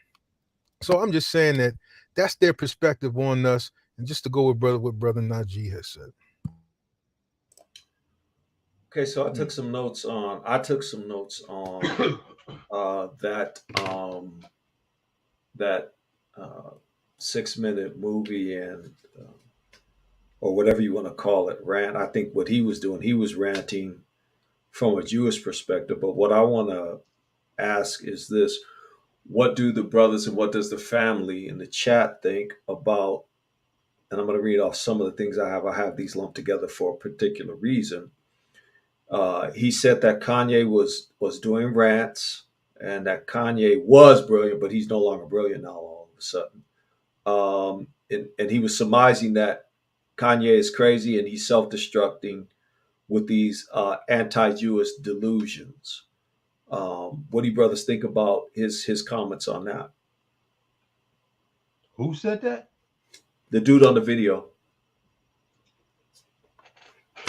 I will, what I typically do when I watch videos, I will write down points that strike me as being interesting, and then I'll probably either regurgitate them back to the family or ask them in the form of the question. So I'll do it again. I'll ask you, brothers, what do you think of this last video and this last video that we just saw of that Jewish guy? Okay, so I'm going to read it off again. He said that Kanye was ranting and going on rants, and that Kanye was brilliant, but he's no longer brilliant. That he was crazy and he's actually self-destructing, and he's doing this because of his and he's going on anti-Jewish delusions. So basically, he's delusional. What would be your response to him saying that about Kanye? Well, if nobody else want to go, I'll speak on it. Go I ahead. think to a system that's used to paying us off to sell out our own people, to the Jewish person, he is crazy. Kanye largely became a billionaire doing exactly what, as far as socially and spiritually making our people, dumb-minded to the things that's going on. And it is crazy to this Jewish person that now he's willing to lose all his money speaking on these rants about the truth. This is crazy to him. And I think that by him saying what Kanye's saying is false, I mean, what else is he supposed to say? In the current narrative, these people are the people of God. They're running the earth and they're the people of the Most High. And why would you affirm what Kanye is saying if you're the beneficiary of the current narrative? So yeah, that his position he should be saying that. Why would he come out against his own people and risk being ostracized by saying Kanye, what he's saying is credible? Why wouldn't he think Kanye is crazy if they're paying him all this money? And it seems to work with 99% of the other rappers and entertainers. Hey, we give this money, you say what we want you to say. Yeah, Kanye crazy for that because he's losing it all just coming out telling the truth. I think he's trying to play on the ignorance of some of our people also, because still with a large part of our community, they're able to speak with a certain confidence, knowing that some of our people going to take exactly what he say for face value. A lot of our people would just be like, yeah, oh yeah, Kanye's crazy, and he's using that type of language to be dismissive about what Kanye said and what Kyrie Irving is saying. That's what they're doing. And it's a lot of how do you pronounce it? Gedelian dialect. They're using all kinds of different methods to really defame the brother and to make the information not seem as important as it is. They're trying to centralize the information to one man, as if Kanye was the first one to be speaking this. Kanye's not the first one to say it. Kanye's just the only one that hasn't folded to them, right? Nick Cannon said it, right? Kendrick Lamar was saying it. Now, when I'm naming off these people, all of them ain't all walking in the same path. Kodak Black said it. Brandon T. Washington, I believe he's full-fledged, understanding that he's an Israelite. Brandon T. Jackson. Marty Stoudemire said it. You know that we're the people of the book. So how many people have to say it, right? So it's an insult to our intelligence that all of a sudden these broad amount of people, all of you are crazy. That's what they're saying. They're not just calling him crazy; they're calling all of us crazy because they think we are stupid as a race, right? Either they think we stupid or they think that they're so slick that they can get past us on that they can get past this and make these type of remarks and we won't catch what they're really trying to do. They're trying to reach those people that may not have the understanding that flow with the media to be like, oh yeah, he's crazy, you know. But it's too late. The cat's out of the bag. The can of worms is open, you know, and they don't want to have this discussion. That's why they're doing what they're doing. They don't want to sit down before broad masses of people in big time media and have the discussion about what the information really say about who's who. Because it's not even about them. They're going to believe whatever they want. But it's about the masses of us that will wake up and turn away from them.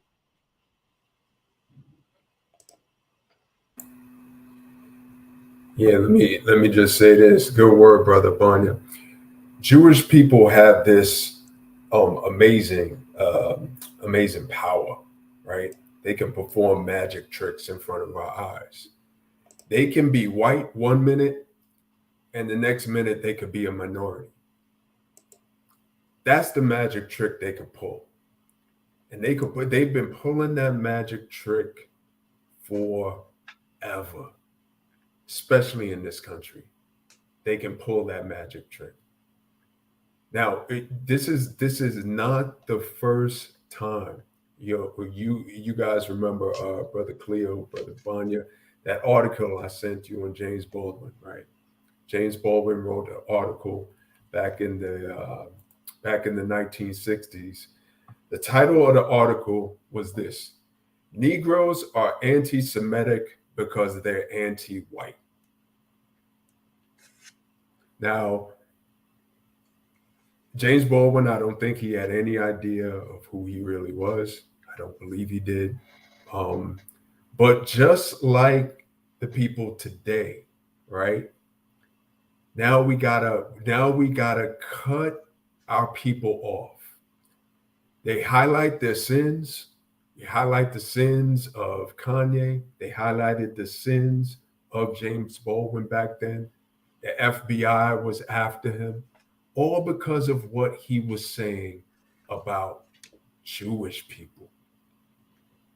And I want us to really look at that. This is an age-old story of what they've been able to do. They're white when they want to be. And when they pull that magic trick, man, boom, they're a minority. They're suffering. 6 million of them all died. All died, was tortured to death. That magic trick is still holding its power today over this country, over the people of this country. And that is what they don't want to lose hold of. Because if they are not the true people, the magic trick no longer works. If 6 million of them did not die in Germany in the Holocaust, the magic trick no longer works. So this is what they're holding on to. DEFCON 3. They don't even know what that means. They have no idea what it means. I love that when they heard Kanye say that, all these Jewish mothers went and grabbed their kids out of school, didn't go to work. They barricaded themselves in their house and they said, Kanye West is going to use his billions of dollars to buy all this heavy arsenal and he's coming to get us. That's what happened. That's how scared they were at DEFCON 3. Come on, y'all. That is the last thing they're worried about. The last thing they're worried about. What they're worried about is not being able to perform this magic trick anymore. No more abracadabra, presto, change-o. Is that what you're saying? That's what I'm saying, bro. No it's more. Funny. It's funny. Whoopi Goldberg said, you know, the Holocaust wasn't about racism. She said it was about two groups of white people, and then she got suspended from, I believe, The View for like 2 weeks. That was literally her comment or her statement. That people came up against it, said that the Holocaust wasn't about racism. It was about two groups of white people that you really couldn't tell the difference. See what I'm saying? So, you know, like Brother Najee said, they're Jewish, white people, or whatever you want to call it, 1 second when it's convenient for them, and then they're minorities when it's convenient for making it look like the Holocaust is the same as the transatlantic slave trade. Mm-hmm. Okay, so I'm gonna switch up on y'all. I'm gonna ask one more question about that video, and this is just based on my notes. I got a couple more, but I'm just gonna ask this one. What do you think when he said that his people have been going through this for 4,000 years and that they are the light unto the nations? What light? Because here's the thing: every country that they've been to, they've been cast out of those countries because they caused degradation. They brought things like homosexuality and all that kind of stuff to different nations. Look into Germany, what was going on before they wanted them out of there, and ask yourself, how are they a light to the nations? You know, when you look at the video that the brother Elijah showed, how they living off the degradation and the destruction of a people. How is that the light? How is that bringing light to a people to feed off of the destruction of another people? To feed off the destruction of the Most High's people, the true Israelites. How is that a light? Where have they been a light? Have they been a light to the Palestinian people? That they came over there and coasted on their land and started bombing them up, killing women and children? Stop right there. I gotta interrupt you, bro. Please forgive me, Father. Forgive me for interrupting this brother when he speak. I know I'm out of turn, but here's what I have to say to you, bro. And please forgive me when I say this because you're actually speaking out of line and out of turn. What you're saying right now is anti-Semitic. Oh yeah. Truth is anti-Semitic. When you tell the truth about these people, it's anti-Semitic. People sit there and they watch what these people do, and they still take defense on over these people. They still defend them. You can show as many. Hey, us sitting up here talking about what they did don't prick nobody's hearts. You can show them videos of children, babies being bombed with their limbs tore off, and people still go, the Jewish community. That's anti-Semitic.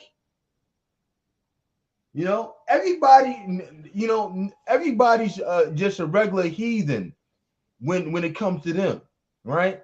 The Ishmaelites over in that land, they Semitic too, or Shemitic, right? But they use that as a tool to shut people down, to shut people up. Anti-Shemitic or anti-Semitic. That's what they use it for. But they can kill and destroy as many people right in front of these people's faces, in front of the news media, in front of the broad masses of people who hate us so much that they don't want to come to terms with who we are. People are afraid because if they've done this to the children of Israel, if they've been doing this to the true people of the Most High, where does your religion come in? How will your religion save you in the day of judgment?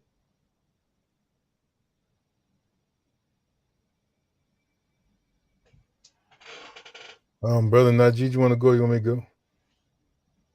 Oh no, go ahead, bro. Go ahead. I mean, you know, the thing that I ask myself when he says 4,000 years and he says that they're the light, I'm kind of perplexed a little bit because the Jewish people in most modern religion believe that the children of Israel came out of Egypt under Ramses in the 13th century BC or the 12th century BC. So that would be roughly 2,200 years ago. Oh, my bad, my bad, 3,200 years ago. So, but he said 4,000. So he can't be talking about the Israelites being in captivity inside Egypt. But what actually would have happened 4,000 years ago would have been around the time Jacob went before his father Isaac and got the promise over Esau. That would have been 4,000 years ago if you do the chronology. So it makes me wonder, is he speaking about that when he says that Jewish people have been suffering this 4,000 years? Is he talking about when we got the promise, when Esau gave it up for some red pottage? That was 4,000 years ago. Can't be talking about Mitzrayim, happened in 3,200 years ago. And as far as them being a light, what light have they shed on the world but destruction, usurpation? Esau's promise was that his blessing should be his due should be the fatness of earth, in the sense that he shall conquer other people. So what are you talking about? The light that comes with fire from burning down nations and taking their land? You talk about the light that you get from taking Australia and then being called Australians, taking Canada, being called Canadians, taking Europe and being called Europeans, taking Spain and be called Spaniards. Everywhere you go, you name your lands after your names. That light, the light of fire that you use to burn down nations and take their land. So to me, that's what he's talking about. And if he's not talking about that spiritually, that's really what's being poured out his mouth, whether he knows it or not. Yeah, I think that light he's talking about is the light that you see when just what I was saying before, when a magician performs a magic trick, poof, there's a little bit of light before that smoke goes off. That's the light he's talking about. So yeah, I agree with him. They are light. He got it. He's good. Well, if him and his people are alive, light, I can't imagine what darkness is. It seems like he has it flipped, which you brothers have put it succinctly. I don't need to add, subtract, multiply, or divide to that. I do want to commend the family in the chat for all of the great comments that you have been making as usual. I thank you for that. Thank you for joining in with us. I want to ask the family in the chat a question. You guys want to? I got a lot of more stuff I want to go through, but y'all can tell me if y'all want to shut down now. If you want to say, okay, that's the end of it. Put a one up if you want to continue on. We can keep going because I still have a lot of information that I want to show the family. I have a lot of questions that I want to ask the Israelites, the true people of the book. The brothers on the panel and my family in the chat, y'all Israel. If I want to learn something about the book, why would I go ask the Bible answer man? He don't got no answer. The Israelites got the answers to the test. You gonna go to the Bible answer man? He gonna give you the wrong answers. You gonna fail. Why would you go to a heathen trying to get edification on the book when the heathen, since they done introduced the wicked religion of 45,000 different denominations of Christianity to you? Why in the Sam hell would you go to them asking them anything about the book? It makes me crack up and angry at the same time when I watch the entertainment channels of these white evangelicals, and you always see a Negro in there. Always see one of our people following up behind these people. They're physicians of no value, and they don't have no good information that you should be listening to. And yet your monkey behind, following up behind them, listening to them. You open up the book and prove it to yourself. And if you can't do that, sit down with an Israelite. Crack open the book with an Israelite and say, okay, what does this say?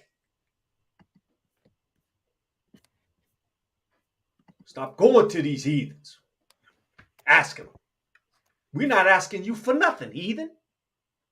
We're doing Psalms 109 every night. Every day, Psalms 109. We got time for y'all to listen talking about you a few and you running the whole earth, and everybody say you running the whole earth, you hiding saying, oh no, we're not. Wizard of Oz. You the lying Wizard of Oz. You the lying wizard. You running the world, but then you hide saying, oh no, we're not. You control the media. Oh no, we not. You run all the sports, right? No, we not. No, we not. We're not doing that.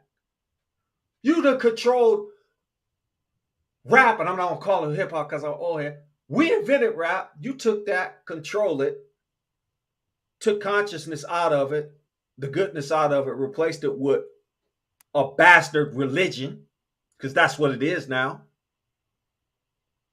And then you're making money off of it, off liquid money, which they originated. They should be the ones prospering. The most you should have, the most that any few should have ever benefited is maybe 1% to 2% lawyer fees, and that's it. Forget about sending your child through college. If you could send them off of that 1% or 2%, that's it. The rest of that belonged to the Israelites. Now we're going to look at another video. Yep, we're going to look at another one. Fair use is still in effect. Salt of the earth ain't charged nobody no nickel. I've been asking y'all for Trinity offerings. I only seen a couple of y'all send to brother C at google.com. I only seen a couple of y'all send me them Trinity offerings. I need to get that. Everybody in the chat need to run me that Trinity offering. Let me mute my mic. That's why I mute my mic, man. You can leave your mic unmuted. They gonna give it to Creflo Dollar, and now they might as well give it to him. That last time when you said 240 flavors of Baskin Robbins of religion, Christianity, I had to mute my mic on that one.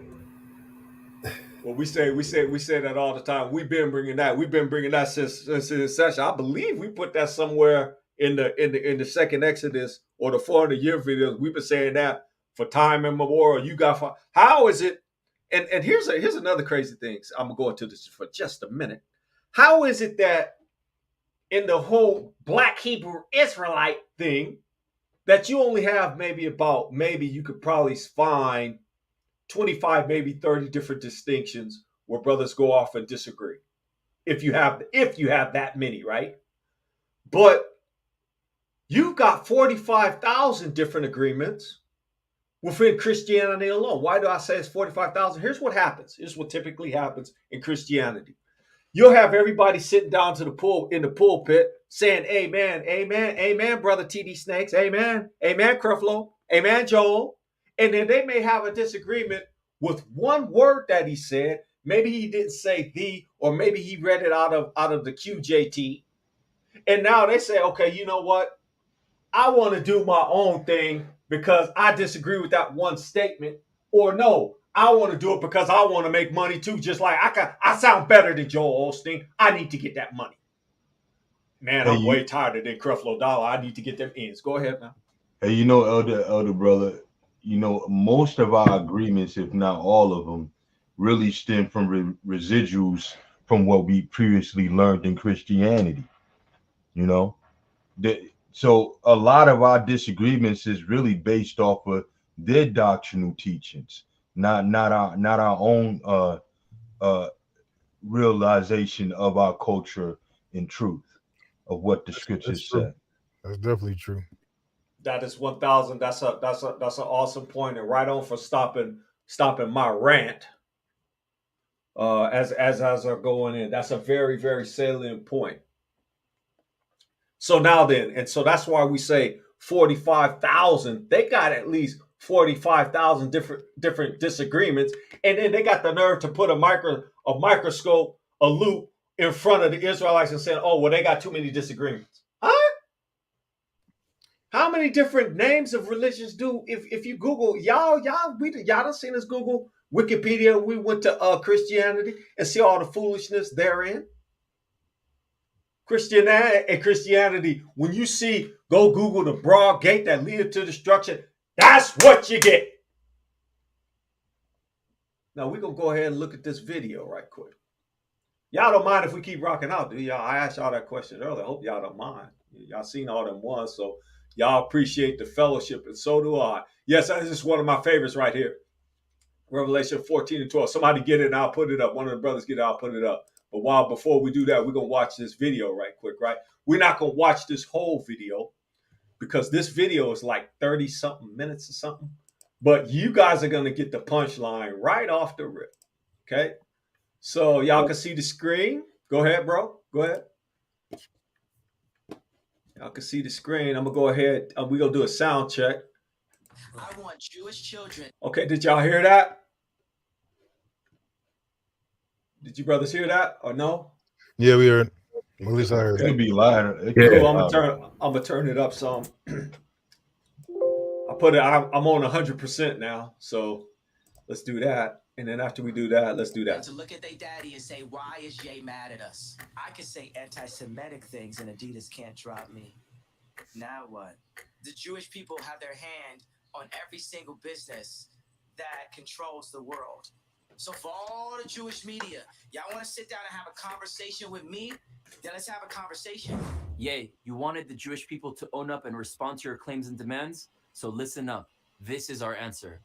Yea, after witnessing your recent interview videos, tweets, and the world's response to your messaging, it is evident that you're trying to create a conversation around several topics that are weighing heavy on your conscience. While attempting to empower the Black community, revealing the truth that many Black people are descendants of the tribes of Israel who were... This is a Jewish guy. Did you guys catch that? I'm gonna rewind it because I think some of y'all missed it. Y'all was out getting popcorn and drink and refreshments, right? So we'll rewind it. We'll play it back again for y'all. Let's listen to this very closely. So listen up. This is our answer.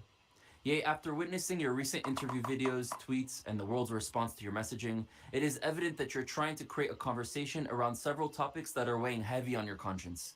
While attempting to empower the Black community, revealing the truth that many Black people are descendants of the tribes of Israel who were in Africa and later taken as slaves to the Americas, and seeking to call out individual Jews for bad practices, you fell DEFCON 3 to the world's ears when going on attack mode. You don't heal darkness with more darkness. If you use your voice, especially aimed at Jews who you call... Okay, so listen to what he said. And listen, you brothers go back and listen to what you were saying. Because the brothers on the panel was talking about darkness and light. And here you have this demon saying, what did he say? Pay attention to his words.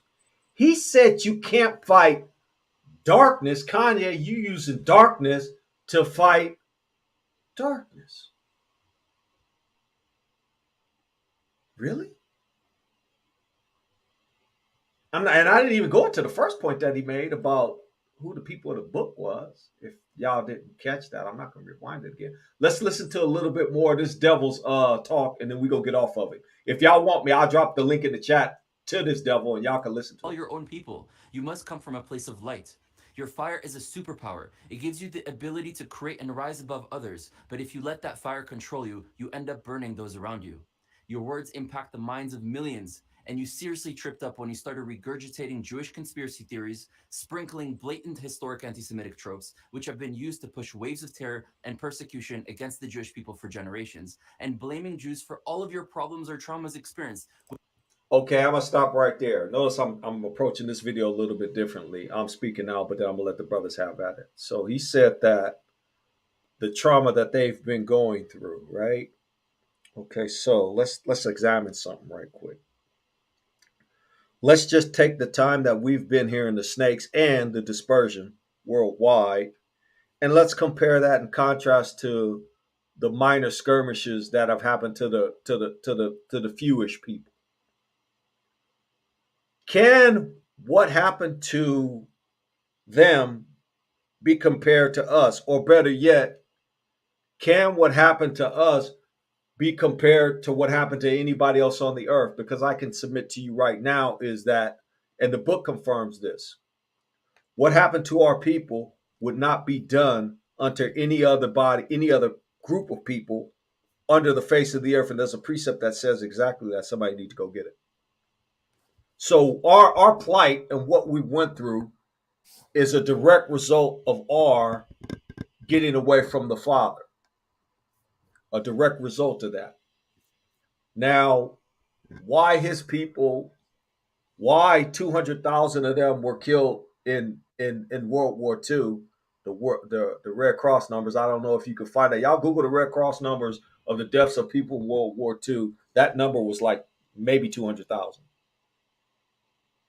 And they've used that 6 million number time and time again. They've used it a few times. Let's keep listening. We'll listen to a little bit more, then I'm gonna jump off of this, dude. I know the family get tired of my man Jacoby Israel say tiny hat battlings. Small hats going off talking out their neck when they don't know anything. The only thing you know is about Jewish mysticism, which is really some information that you got from the entities in your daddy. Which always leads to physical harm against Jews at the very least. The source of your problem begins with you coming from a place of jealousy. I'm jealous of the fact of how they don't abort their babies. I'm jealous of the fact of how they stay with their wives. I'm jealous of the fact of how they do business together. I'm jealous of the fact of how they read their contracts and understand their contracts. I'm jealous of the way Jewish people do business. I'm envious that they turn their phones off on Friday night and the family comes together. I want my people to rise up like the Jewish people. I'm a competitor. Most people in positions of power are not Jewish, but given the current recognized Jewish community amounts to 15 million worldwide, which is only 0.2% of the world's population, you are right that Jewish representation in positions of power is extremely high. Jews also excel in spaces outside of finance. Many top doctors, scientists, researchers, artists, engineers, and founders of charitable movements are Jewish. This phenomenon has nothing to do with Jews being born Jewish or into success. Quite the contrary. Jews throughout history have constantly been hated, persecuted, exiled, converted by force, burned, crucified, exterminated, and suffered more for thousands of years than any of us can imagine. Even Okay, it's time to turn this liar off. Here's what I'm gonna do, fam, because I can't. This video is 33 minutes long. Okay, I'm not gonna suffer through to have you guys listen to this guy. But he dropped a couple of key jewels. One, first of all, he said that y'all was the people of the book. That's the only thing that I get out of that. And then the other part, the other couple of times we stop. Other than that, he's a Arab physician of no value. He's got no real information at all. And the only thing he's doing is babbling, like my brother quoted earlier, babbling those fake talking points. Now I do want to put up 2 precepts. And as I'm putting these up and as I'm talking about them, the brothers on the panel, y'all can go in on this devil and cut him to shreds, either perceptually, spiritually, mentally. You can't get to him physically. So that's all I got for you. Yeah, basically what he was saying was, yeah, you guys are the true Hebrew, but Kanye, why you gotta go and tell the truth and expose our darkness? Why you wanna go and shine light on what we're doing? You know, you're gonna burn everybody else around you, and you're gonna lose your money, and it's just wrong. You know, it's been happening for centuries to Jewish people. Let me go and put up these Renaissance pictures real quick. That's lying. And it really happened to you. But yeah, you're gonna do this to us, Kanye, and it's not fair because we should be able to lie and steal your heritage and leave you in the ghettos to suffer and Planned Parenthood to commit mass genocide on your people while we mass incarcerate you and subjectify your women and yeah, why you doing this, Kanye? And that commentary was from Billy Bob Smallhat. Billy Bob Smallhat. Billy Bob. Thanks for the commentary, Billy Bob Smallhat. Appreciate you. How Billy Bob get on this panel, man? Let him on this panel. Hey, man. This is preposterous. But it's exactly correct, though. Everything he said is correct. You know, I did some research some years ago, and I remember looking at the German census to how many Jewish people were actually in the land at the supposed time of the Holocaust. And at the time, it was only supposed to be actively around 200,000 Jewish people that was in the land of Germany at that time. You know, so I don't know how you get 6 million people out of 200,000. And I'm hard pressed to believe that every last one of that 200,000 died, if at all. But going back to another point, the scripture says in Daniel 9 and 12, which I believe you wanted to bring up, brother Cleo. Yeah. I want to put that precept up. Let me go find it. Keep I already rocking got out it. while I I go find put it inside the chat. You know, when you call them out, I put it in the chat. You know, it's in there. Yeah. And you know what I did? I did with my silly self. I put it up, and I think I didn't lose it. I put it in the. Let me go to the private chat and get it because I did put it up, but I want to run to it. But I just put it up again.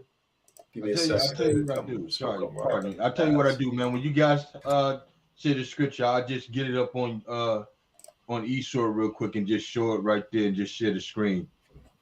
You know, so you that's how the scripture. I'll do it like that. Yeah, that's how we typically do it. Today we've gone off, and obviously y'all know why we've gone off, right? It's on your brother C. So we'll go ahead and read this one, Banya, and then we'll throw it up. We'll throw the next one up on the screen. Daniel 9 and 12. Elisha, go ahead and read that, bro. It said, and he hath confirmed his words which he spake against us and against our judges that judged us by bringing upon us a great evil.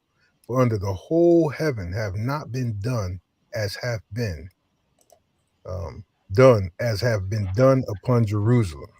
Okay, so stop right there. So whatever happened to Jerusalem, and anytime we've taught you all, anytime you see the word Jerusalem, he's really talking about the people of the book, right? So now then, it says right here, I'm gonna go back to that. If you read, it says that for under the whole heaven hath not been done as have been done upon Jerusalem. So that means that what he's about to do to these people, no one on the earth under the whole world will have experienced such a heinous thing. That's what that precept says. So now, again, I'll ask the question. If you compare what happened to the book people and the fake book people, who has had the most tragedy and trauma inflicted upon them? Mind you, layer this on top of that the Jews controlled the slave trade. Go ahead, bro. Rock out. Hey, brother, put that precept. I mean that scripture up again. All right, so it says, and he hath confirmed his words, which he spake against us and against our judges that judged us, by bringing upon us a great evil. For under the whole heaven have not been done as hath been done upon Jerusalem. That means that whatever happened is something that would never happen again, right? Something that has never happened before, right? Am I correct? Sir. That's Yes, something sir. that never happened before, right? Yes, sir. Yeah. To such a great magnitude. Now I'm gonna share my screen and I'm gonna show people something. Check this out. Is there a precept to that where it says this and can you see the scripture? Do you see it? Yeah. Yeah. Ask ye now and see whether a man doth travail with child. Wherefore I do see every man with his hands on his loin as a woman in travail, and all faces are turned into paleness. Alas, for that day is great, so that none is like it. So that none is like it. It is even the time of Jacob's trouble, but he should be saved out of it. Why are you saying this, brother Bunya? I'm saying this to say this. I'm saying that to say this. We have been in Jacob's trouble. 70 AD was Jacob's trouble. Mashiach down on the cross was Jacob's trouble. The transatlantic slave trade was Jacob's trouble.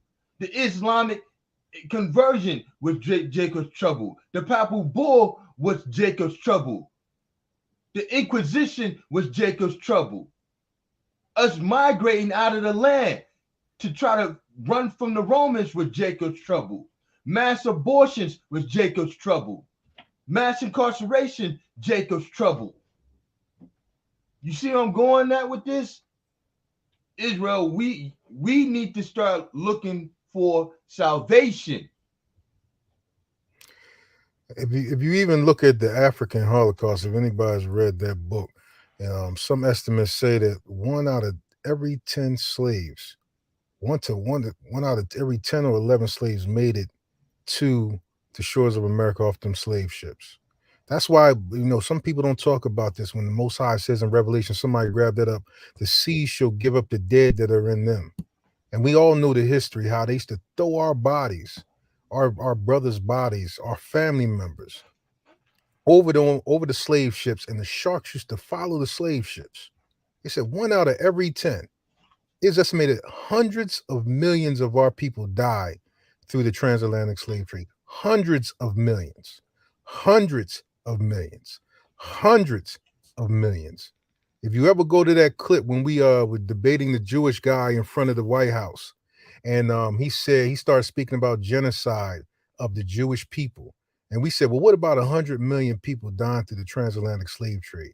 Shut his behind right down. Say, oh, yeah, that was horrible. We all know about that. Because they're in competition with the scriptures about what the Most High said would happen to us.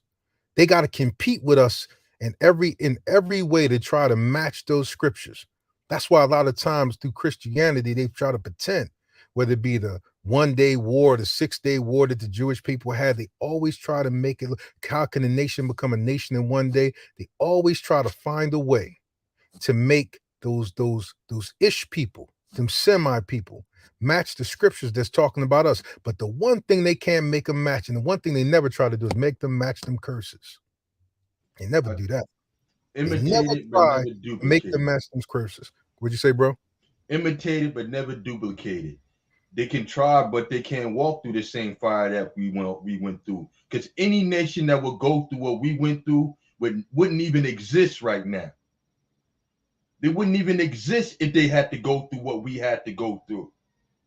That's the whole point of our suffering being not just a cautionary tale of not to turn away from the Most High, but it's also a witness against these nations, a witness of who was holding us up in the first place. That is divine intervention that we still exist.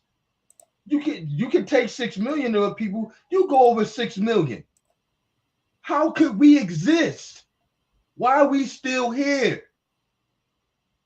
You talking about 6 million, you had to fabricate that, imitate it, never duplicate it. They can't walk through the same fire. They can't drink the same cup we drunk from. The Most High said, thou hast drank the cup of my dregs and wrung them out. These nations can't take it.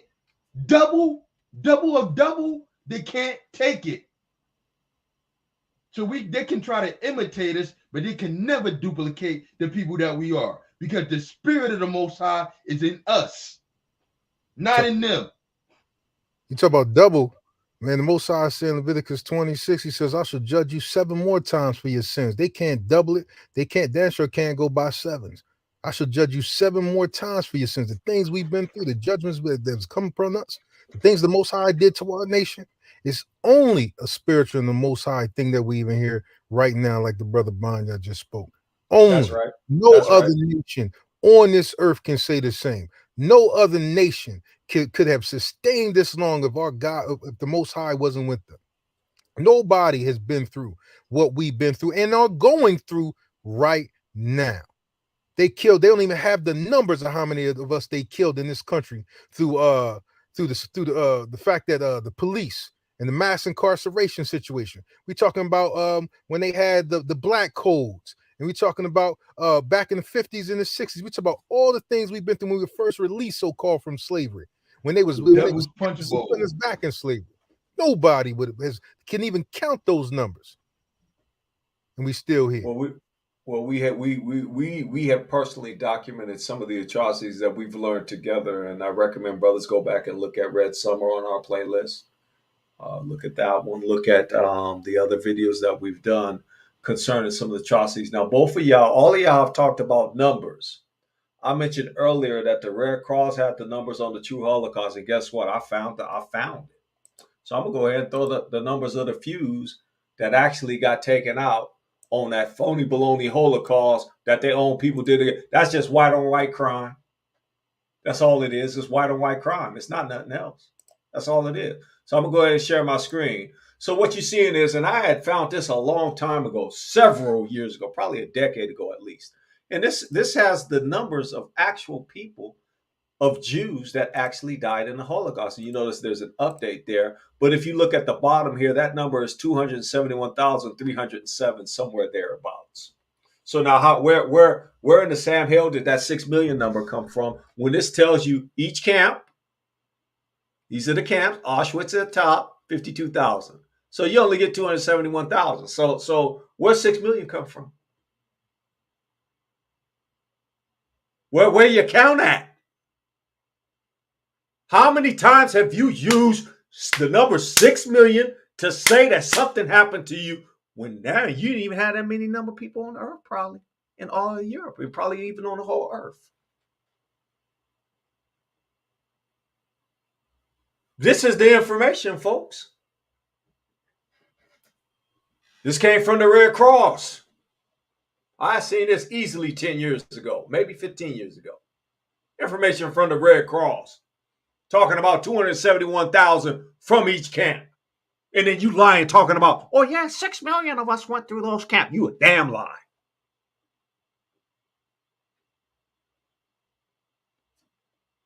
Weigh this 271,000 against the millions upon millions that got taken out through transatlantics. And who controlled transatlantics? Who controlled the good ship Jesus? The good ship Zigzag Man. Who controlled that ship? Who owned it? Ho, Elder Cleo. Man, that's Yeah. anti-Semitic, man. Okay. No more anti-Semitic speech. I don't on the real, bro. Okay, that's okay. If I'm labeled as that, so be it. So be it. I'm on record that I don't hate nobody. I'm bringing somebody get that precept about hating somebody because they bring them the truth. I'm paraphrasing it. Y'all know which one I want. Every time somebody say something, your answer gonna be in the book, just like my dad used to say. Everything you want to know is in the book. You know, there's no ambiguity with the book. It is what it is, and say what it say, and that's just what it is. And if you don't want to rock out with it, don't. I'm not trying to convince nobody on the earth to rock out with the book. This is what the book said. That the Israelites would go through transatlantics. I used to always wonder all the time. Before I came into you, I used to always say, you know what, an act so heinous as the slave trade. You mean to tell me that's not nowhere in the book? Yeah, I can't find that because that was a big thing. They used to always weigh in my scalp. The father that created this construct didn't write about transatlantics, did he? Show me the gas chambers of the fuse then. If they the people of the book, I should see somewhere. I should be able to find it. You should be able to show me where the gas chambers is. I could see transatlantics in Deuteronomy. I could see the prophecies being fulfilled about my people. Show me the gas chambers where it's 6 million in the book. You can't show it to me because you're not the people. You can't do it. Brother Bond, you got something you want to put on the screen, bro? We got to keep going on Q&A. We still got more we can ask. Yeah, man, I got Kanye's response to the billions of dollars they took from him. Go ahead and throw that up. That's part of this conversation. All right.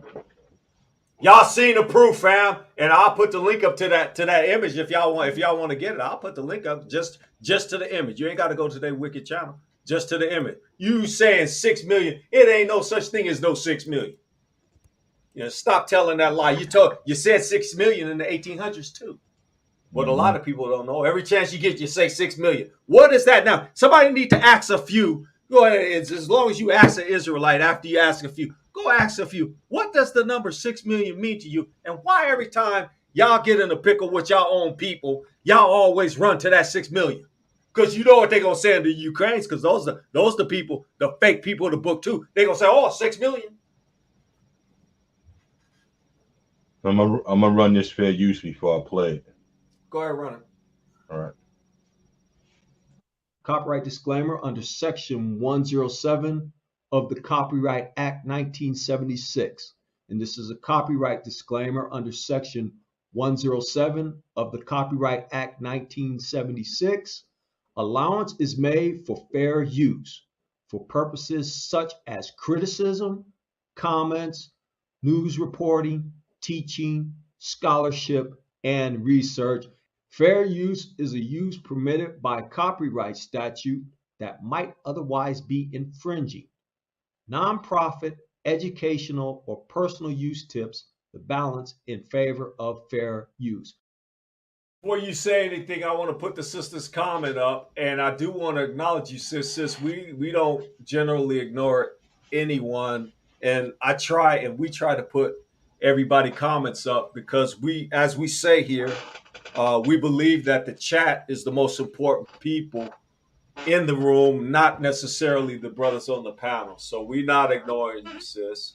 Trust and believe that. We love our sisters, and you can talk to other sisters in the chat room, and they can attest to how we venerate and uplift and treat our sisters. So hopefully this answers the question. So I'm going to go ahead and read it. Is nobody going to mention how that the you wish people never went through chattel slavery that the Bible speaks of? That's what I'm saying. They can't claim that.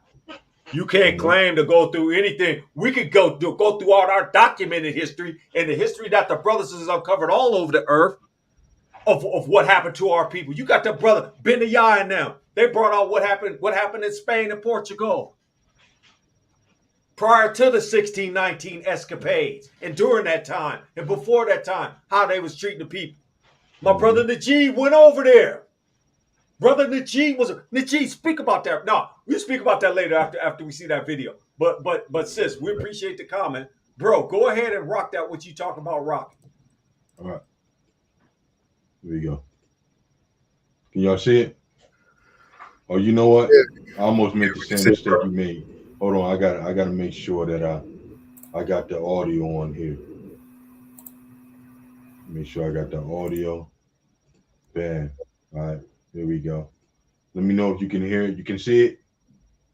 Yeah. We can see it, bro. All right, here we go. Let me hide that real quick. So first year You hear it? Yep. We can hear it. Yo, we are loud and clear. Got it. muscle. The first year I managed to keep my account above 100 million until I got hit with $27 million of taxes last week. Then my payroll got cut by Adidas immediately, which was against the contract. And then I flew 2 members of Korn Resnick in last night, and they exposed the extra 40 million that they have been hiding from me of bills. Hashtag Kinga in the comments section. Catch me with my commentary at the end. I'm Prophet. What I'm saying is I'm being honest to you guys. I've been humbled, and I have no reason to lie. My family was taken away from me. My reputation has been smeared. Thank you, God, for humbling me and letting me know how it really felt. Because how could the richest black man ever be humbled other than to be made to not be a billionaire in front of everyone off of one comment that actually, if you look at the definition of DEFCON, it means to get extra defense, which obviously I must have needed. Yeah. I must have needed that extra defense. Are you worried you ruined your legacy, Kanye? How? Well, Stop. I'm not worried. I'm just not worried, period. God is alive. God runs the world. You know, God even runs Hollywood. God is alive. And he's using me right now. He chose me for such a time like this to basically for the media to put their knee on my neck, for Adidas to put their knee on my neck. All I ever wanted at Adidas, I left Nike because Nike wouldn't give me a percentage for my shoes when I had the Red October. And my girlfriend at the time was pregnant, and I needed to get some money. Because if I was the kid that just had the red shoes, I could have never been a black man wearing a red hat. Man, right. When the like Nike would have shut me down immediately, right? Right here. But because Adidas was a German company, it gave me a little bit more room to be able to express myself and to actually have a political opinion as an American. that I wasn't forced into a political opinion because of the color of my skin. Now let's talk about the red hat, and let's talk about the similarities to the White Lives Matter t-shirt. The thing about the red hat that drove me to a point of exhaustion, which was misdiagnosed by I'm not going to say what race, what people, doctor, and what hospital, and what media it went to. We know I can't say that. It was a Jewish doctor that diagnosed me of having a disorder that would have had me on medication right now. At a time like this, if I was on medication right now, then one pill could have been swapped out and it would be Michael Jackson and Prince all over again. But because I didn't take the misdiagnosis and I didn't take the medication, I'm able to speak to you guys clear of thought and transparently. Yeah, he's right. They would have killed him like Michael Jackson. All right, so I'm gonna just stop it right there. What's your thoughts on that, brothers? I think it goes without saying that the narrative that the brother is crazy is induced by the same people that want to invalidate that he said that we are the Jews. You know, they spin a narrative. First, they discredit you. You know, you've seen it in many movies. You know, when somebody goes on the run, first thing they do is discredit your name.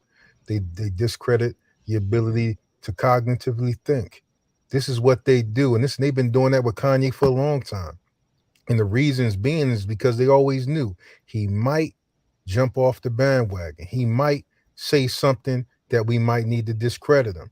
So we was waiting for the day. They was waiting for the day he would do this just so they could pull the rug out from under him and they can invalidate what he said because they know that he reaches a lot of people. You can't reach $7 billion or $6 billion and not have a following.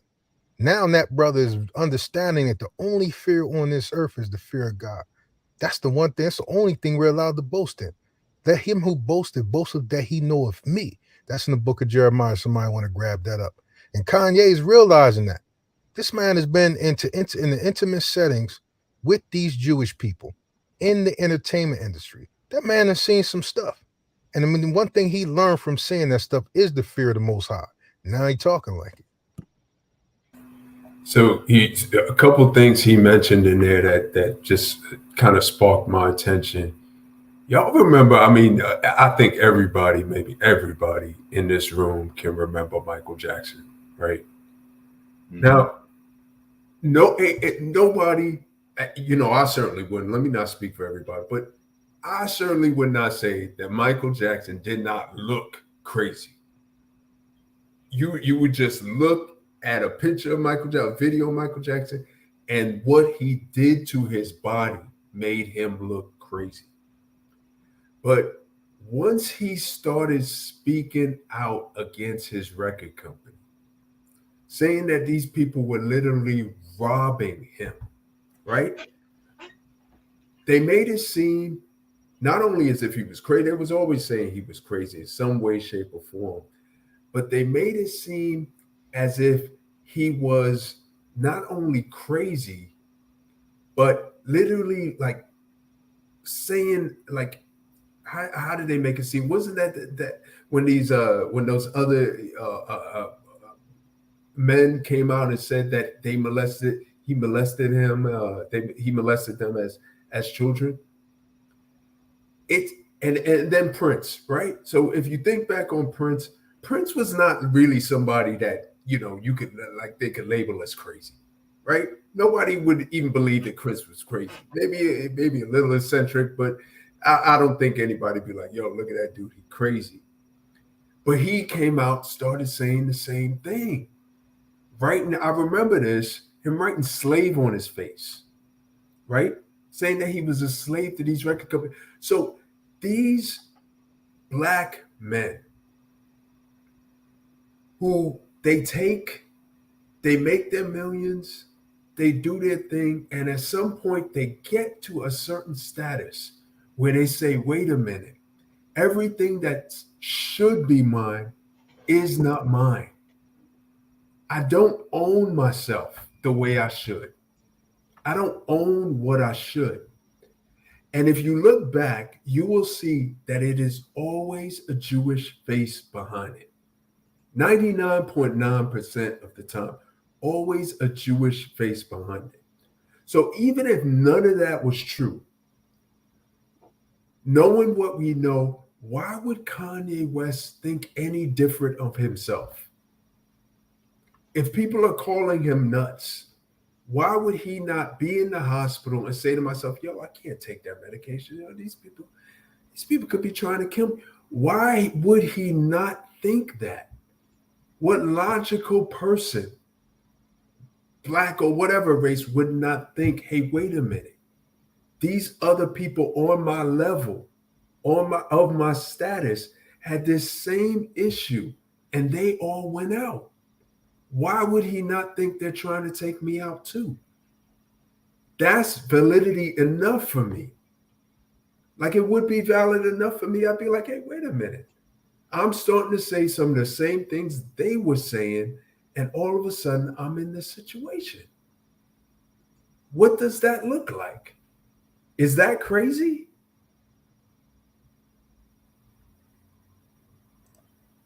Okay, so here's what I want to do now. Since the family's okay with us rocking out a little bit, what I want to do now is I want to ask another question, because you will have people say that, okay, Kanye is this, brother Kyrie Irving is that. So I want to make it abundantly clear, and I want to make sure that the brothers are making it abundantly clear what side of the fence we stand on. So I'm going to go ahead and post this question, and then I'm going to pose it to the brothers and to the family in the chat. The difference between following and supporting. Now, I'm going to start off by saying this. There's a difference between supporting our brothers and sisters, whether they be in the truth or not, and following them. Classic example. We don't follow nobody on this earth. Y'all don't follow Brother C.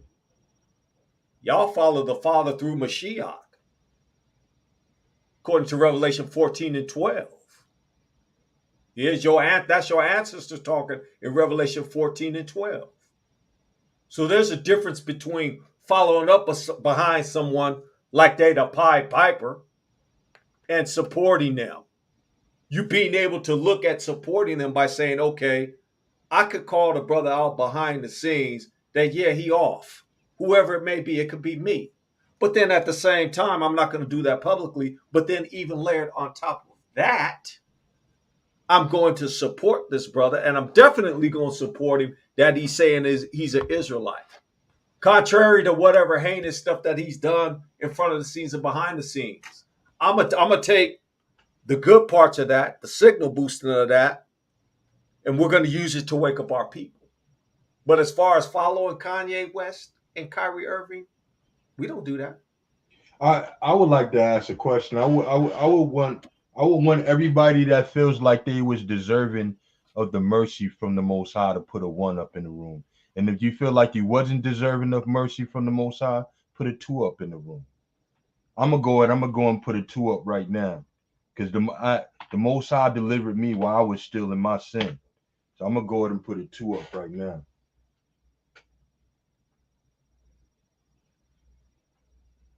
Yeah. None of us wasn't deserving. It's really not about following the Most High. I mean, it's not about following Kanye West. It's about following the Most High and the regimen that he set out that how we should be towards each other. How do you draw someone into the truth if you ridicule it? How do you draw someone in the truth if you don't meet them where they're at? That's a question that we gotta really ask ourselves. It's not about Kanye. It's about the people that he's reaching. We should be reaching Kanye. That's what we should be doing. You know? Elder Bonnie, let me say this, brother.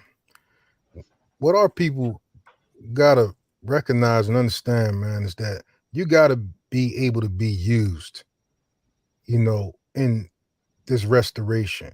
When the Mashiach went through the land, he could have just took the first 12 people he saw long before he got to the first apostle or disciple. He could just grabbed anybody if it was just like that. He went throughout the land. He grabbed up the ones that he chose. He grabbed up the ones that could be used. You have to be able to be used for a purpose. You have to be able to be used to do big things and little things. Just like when the Mashiach said, go when you go into a town, go into a house that is worthy, that person that is worthy, that person that can be used for these things. And let your peace be upon this person's house. If you can't be used, and everybody has their different functions and offices, Kanye can be used for the platform that he is. It has nothing to do with us or anybody following him or anything like that. We're all being used to our office, to our capacity. Everybody can't do what the next man or woman can do. You're used according to your ability. You're used according to the strength of spirit that you have to take these things. It takes a lot to take on the nation that has oppressed us. The Most High is going to pick the ones for certain duties that can be used in those positions. So it's not about following anybody, but it is about being as though we're used in different ways, supporting each other. Can't turn our back on our people. Man, grab up Leviticus 19, verse 17. I think in 18. This is the characteristics that we're supposed to have, and I'll read from it real quick. The book Leviticus of 19, Leviticus. chapter 19, and we can read verses 17 and 18, I believe it is. You want me to share the screen, or you want to Yeah, just? you can share the screen. We can read that. 17 and 18. All right, here we go. Can you see it? Yeah, I got it. And it says, we can start off at verse 16, be honest. It says, thou shalt not go up and down as a talebearer among thy people, neither shalt thou stand against the blood of thy neighbor. I am the Most High. Let's read that part again. Neither shalt thou stand against the blood of thy neighbor. We are blood. We are tribe. I am the Most High. Thou shalt not hate thy brother in thine heart. Thou shalt in any wise rebuke thy neighbor and not suffer sin upon him. We're supposed to correct our people. That's the royal law right here. This is the royal law that's talked about in James. Thou shalt not avenge nor bear any grudge against the children of thy people, but thou shalt love thy neighbor as thyself. I am the Most High. I know that's surprising that this wasn't just first spoken in the Gospels. Loving your neighbor as yourself is actually in the law. We have to do these things. We can't bear a grudge against Kanye for things he did in the past when we too ourselves have things we've done in the past that would have made us an enemy to the throne and made us an enemy to our people. I know I have. I go back in my history and told y'all the things I've done prior to being woke up. You say, but how Kanye going to speak about Kanye? Or the things that we've all done. So we're not supposed to stand against the blood of our people. If we're going to say, we got any dissension to say, let's just keep our mouth shut. But we ain't supposed to be out in public talking about our people that way. Now, this is the royal law. And if you want to get acquainted with it, it's right there inside the law. And here's something else to consider. Here's something else to consider. Sorry, brother. Now, I just wanted to add this. Where do you think Kanye is getting his information from when he talks about the 400 years don't have nothing to do with certain things, but it have more to do with us breaking God's commandments? Where do you think Kanye gets his information from when he said we blood of Mashiach?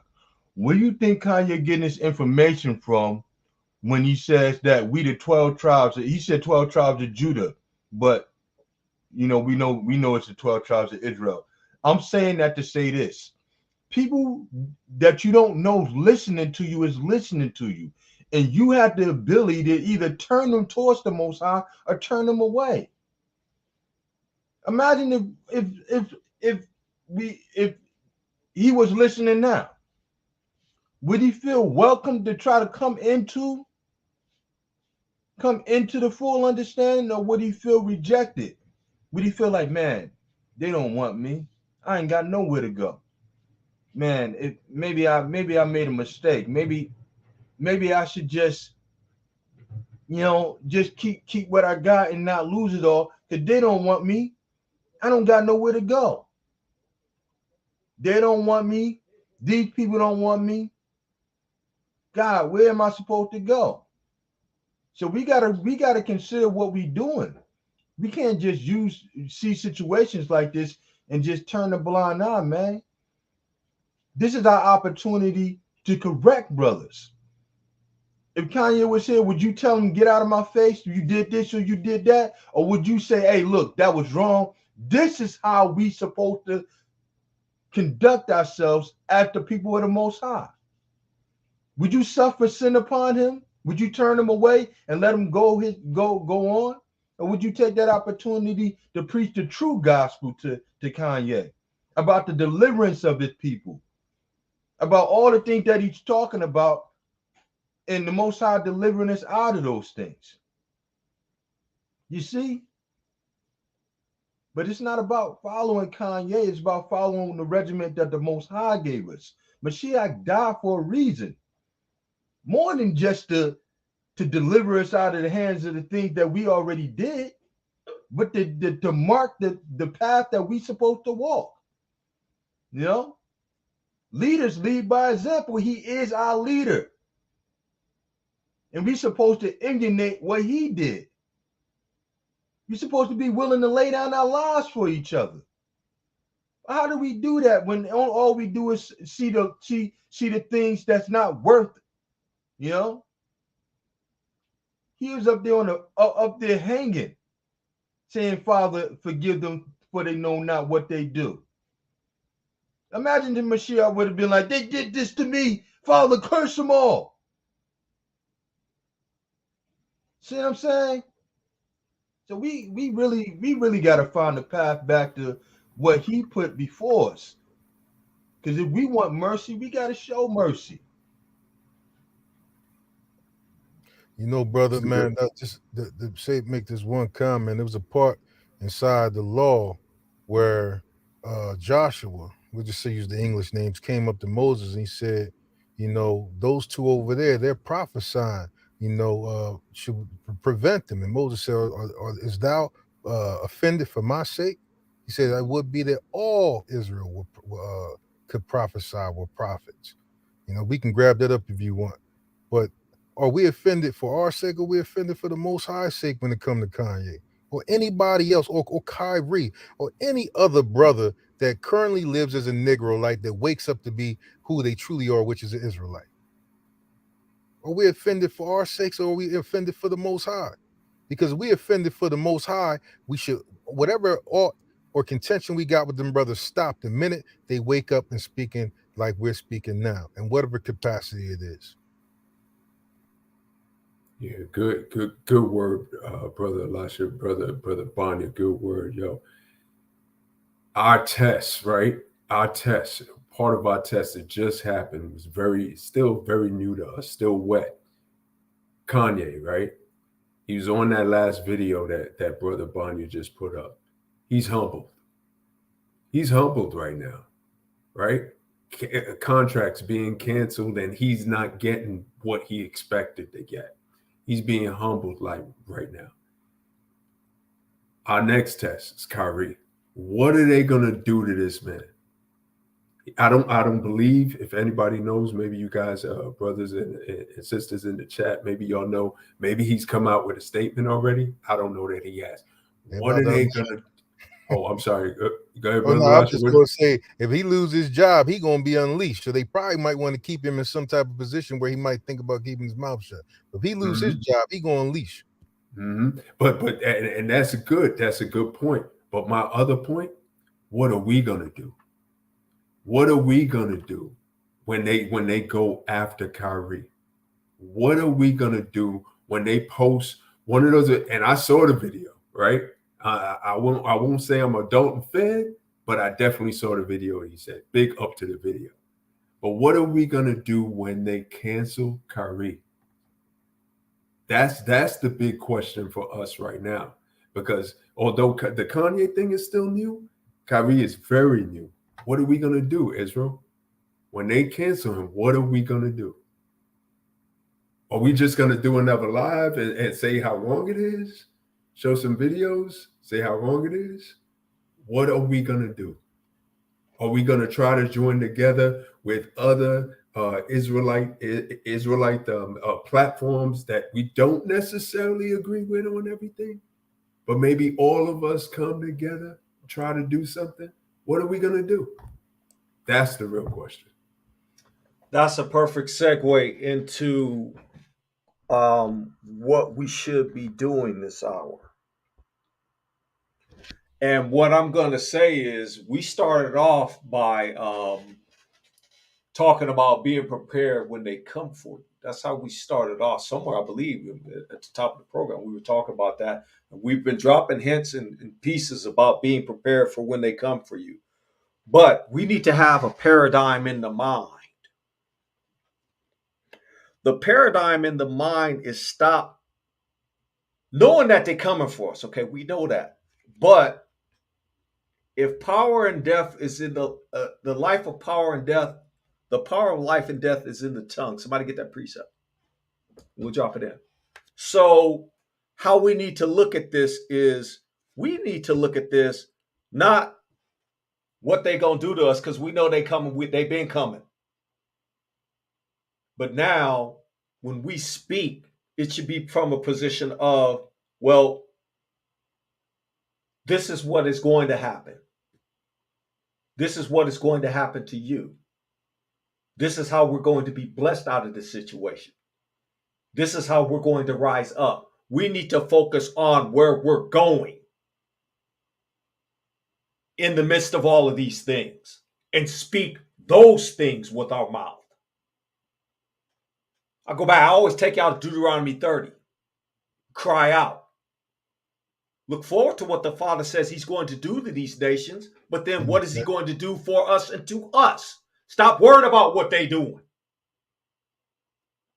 I'm not worried about what the few's doing. I'm focusing on my IPs. Books say tarry until he come. So your verbiage should be, okay, so here's what I see is going to happen. Okay, Kanye got all his money took. There's going to be some destruction on the earth, and the Israelites are still going to prosper. Matter of fact, no matter what's happening on the earth, we still going to be the head and not the tail, because the book says so.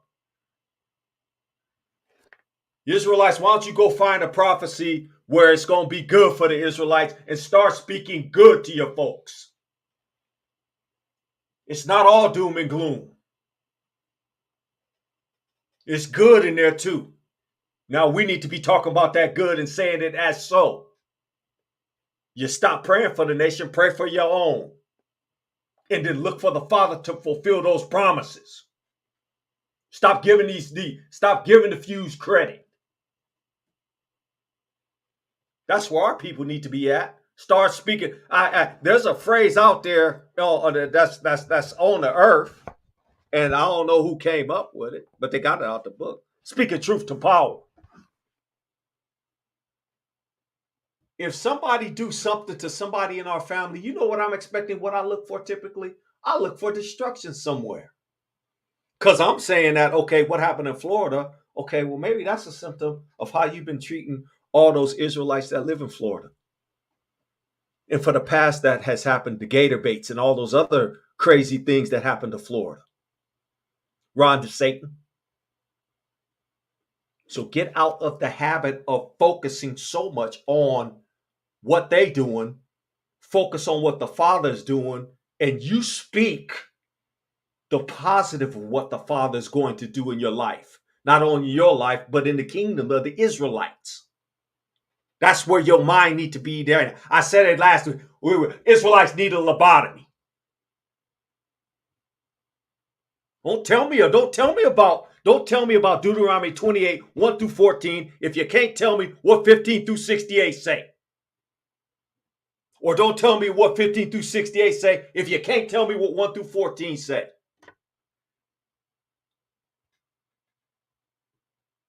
I'm not worried about the people coming for me.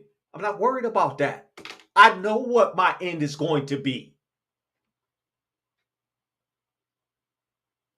So y'all should be speaking it and living it. Instead of worrying, no hand wringing. And I'm not saying the people here hand wringing. Hey, you worried and fear what the few's gonna do. Kanye look like he ain't worried about. He humble. He ain't not worried about what the few's done did. I bet they more so worried about what he gonna say. Because I know he done seen things. What's the positive in all of this? You don't speak no negative. The Israelites have more power than what they even ever realized. And the Father done told you that. I'm going to speak the positive over my people. Our people is the next superpower on the earth. I haven't changed that. I'm not going to change it because that's what the books say. So now why don't you go out, everybody in here, you go find me a positive precept that speak positive to the Israelites in this hour. That's what I'm going to rock with. Why don't you speak some positivity over the Israelites? That's what I want to see. That's what I want to hear brothers doing. And sisters. Can't forget them. My sister, where my sister at? Yeah. Listen, you notice I said brothers and sisters. We don't leave our sisters out here. Because quiet is kept, like I always say. We got sisters in this chat and over the earth that are slice and dice your head off with the book. Point blank, period. We got them Judith sisters up in here. Yes, sir. You better leave that when it come to the book. I tell you, I see them in the. I could go from the bottom and go up the line and say, "Yep, that's one of them. Yep, that's one of them. Yep, that's one of them. Yep, that's one of them." Can I utter your sentiments, brother? Man, you ain't gotta stop me. I'll be quiet, man. Been doing that. This is the foundation of what sort of the earth is built upon within the law. The scripture says, am I sharing my screen? No, man. No, you're not. If you can't take our word for it, take the Mashiach's word for it. And this is what he said. Verily, verily, I say unto you, he that believeth on me, the works that I do, shall he do also. And greater works than these shall he do, because I go unto my Father. And whatsoever ye shall ask in my name, that will I do, that the Father may be glorified in the Son. If ye shall ask anything in my name, I will do it. Do we believe that, Israel? The scripture says that we should have this mind in us as Mashiach also had. That being in the form of the Most High, thought it not robbery to be equal with the Most High. Do you believe the spirit that's inside of you? Do you believe that the Most High dwell within you, Israel? Our prayers mean a lot. What does it say? The prayers of the righteous availeth much. You have the power within your hand. That's why they don't want this type of information coming out.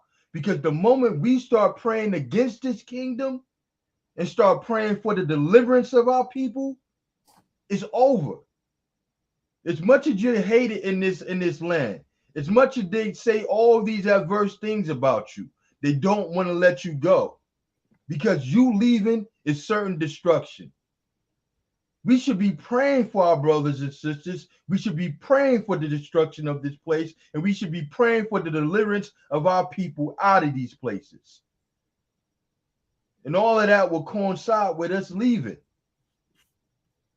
So these things that we see happening with Kyrie, with Kanye, with Brandon T. Jackson, with all of you in the room, with every last Israelite waking up and proclaiming that we are the people, they got to shut that down, because that means we are starting to awaken and we're starting to want more than what this system can offer us. We want freedom.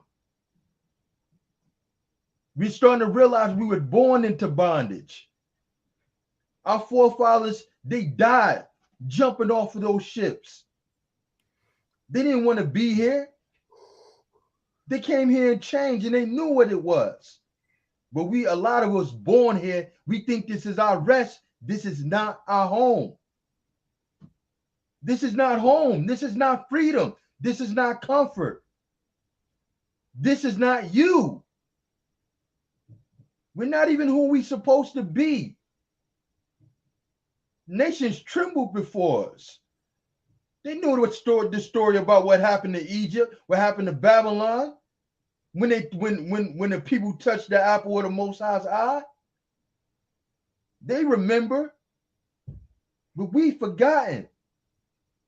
That's why we got to seize opportunities like this to let the people in our neighborhoods know, to let the people in our communities know who they really are.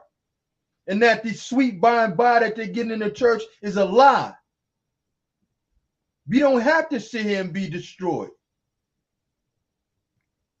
There's salvation, real land, real hope, real everlasting life. Not something that you got to sit there and just see everything pass before you. The Most High had a plan to deliver his people. And that's why we got to take opportunities like this when they say we are the people to magnify that voice. Because they got it from you anyway. They got it from you. I'm looking at this comment by J. Rad Israel. He said, we go have to take it. And you know what that taking is, brother? We don't have to physically snatch nothing out of nobody's hand. All we have to do is get up off our rump and go do it. And it'll be so. We don't have to steal nothing. If you take back your culture, that's threat number one. And you operating in what the book say, that's threat number two. That's DEFCON. We done already went from DEFCON 5. Now we already at DEFCON 1. You took back your culture. And so when we talk about taking something, I know you're on the same wavelength. We talking about basically the kingdom is within you. The kingdom is within you, and the book says somewhere that we going to take the kingdom. You going to take what's already inside of you? How do you do that? That's a paradox. Or is it? How about would you take what's inside of you to build the kingdom? The Father done gave everybody lanes. My brother Elisha been talking about stay in your lane. I'm paraphrasing. Stay in your lane. Do what the Father done gave you. The gifts and talents, the 5 talents that he done gave you. He done gave some of y'all 100,000 talents. I know he have. He done gave some of y'all 2 million talents. From day one, you're brilliant.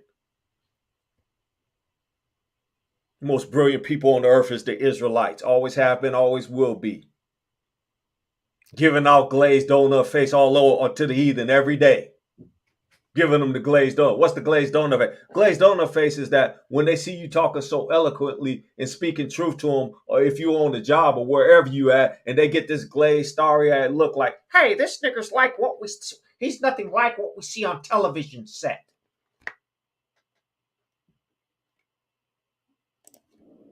Revelation 14 and 12 is one of my favorites.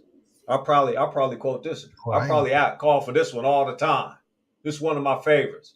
And this is, I'm throwing this up for the new people, new to the chat. And those of you who are new, welcome to the family. This is your house, and you're welcome to join. You're welcome to chat. And most times we even drop the link in so that folks can join on. But I want to read this because this is for the people that are new.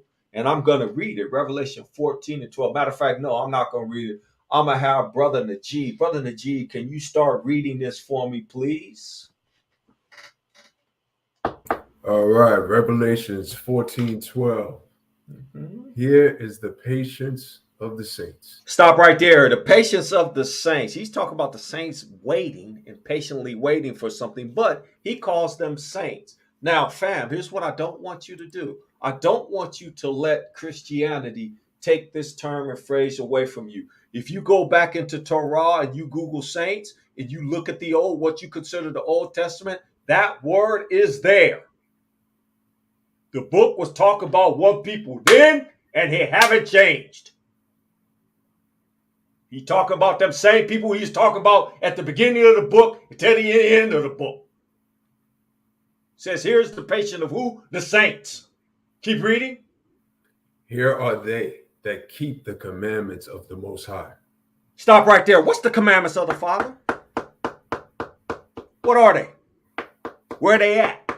Mind you, the 45,000 Baskin-Robbins flavors of poison and strychnine will tell you that his law done away with. You don't have to keep the law. But they say the patience of the saints is keeping the law, is keeping the commandments. So who lying? Creflo Dollar, you a liar, sir. Juanita Bynum, ma'am, if you telling people not to keep the commandments, you're a liar. But here's the real question, though. Here's the real question. Here are they that keep the commandments of the Father. The commandments of the Father was the spoken word. Somewhere in the book, somebody get that precept where it say the word was made flesh and dwelt among us. Somebody get that precept.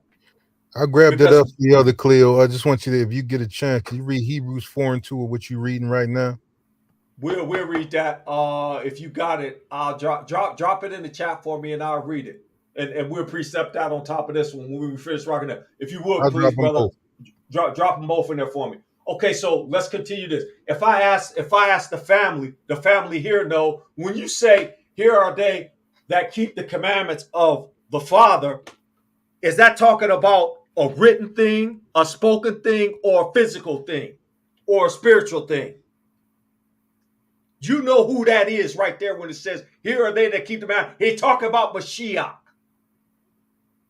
Books say, in the beginning was the Word, and the Word was with him, and the Word was him, and the Word was what? The commandments is Mashiach, for those of you who don't know. And for the Christians in the back, you can't get away from that. I read it this way. Here are they that keep Mashiach. That's what it say. Here are they that keep Mashiach and what? And have faith in Mashiach. The law, statutes, and commandments is Mashiach. Point blank. He's the word. Had Christianity ever taught you that? They didn't teach you that. Why? Because they're too busy running around following up behind themselves, making themselves out to be God, putting up the zigzag man.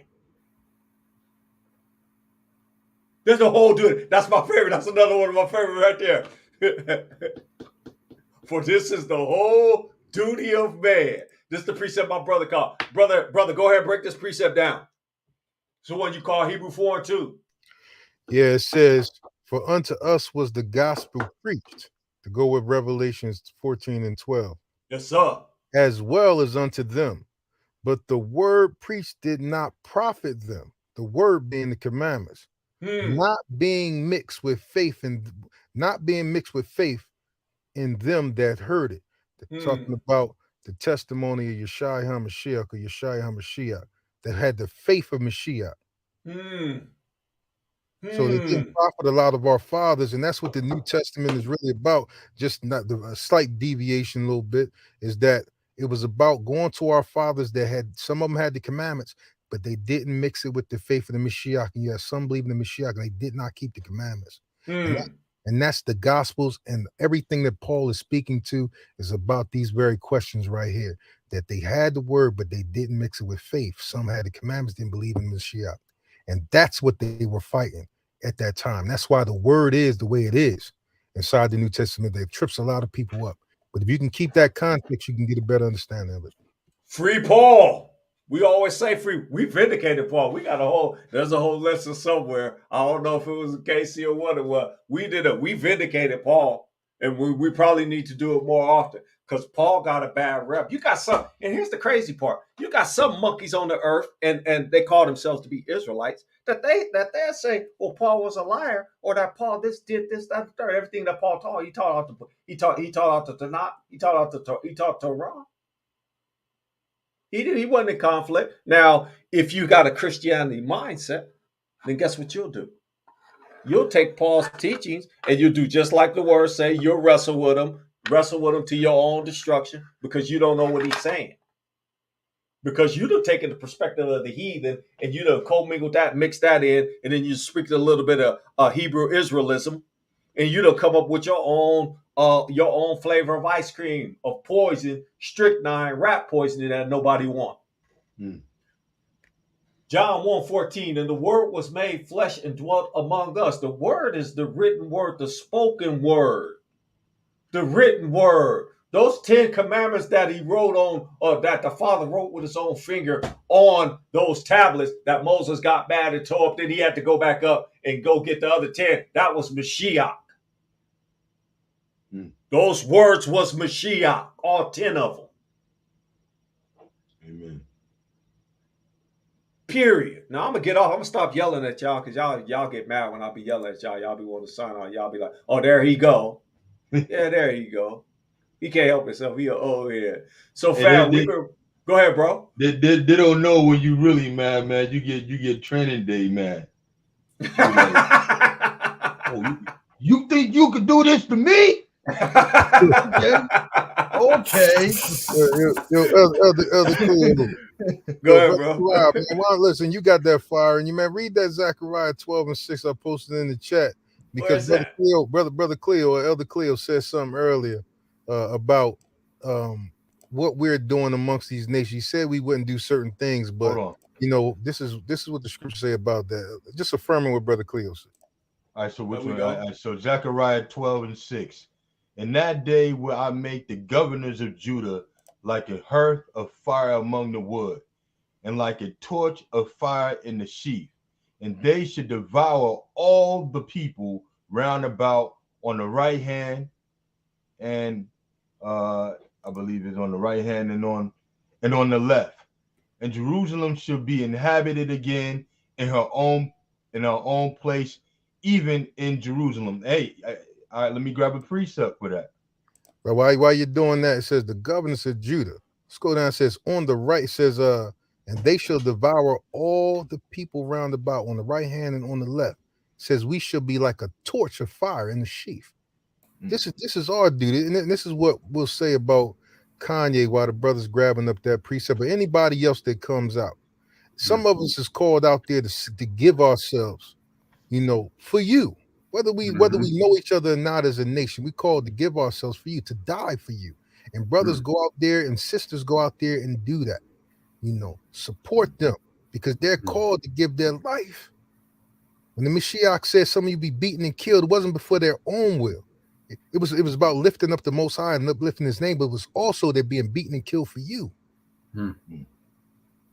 Read that Joan again. Read that Joan again, so we can get the precept together with it. All right, it says, in that day will I make the governors of Judah like an hearth of fire among the wood.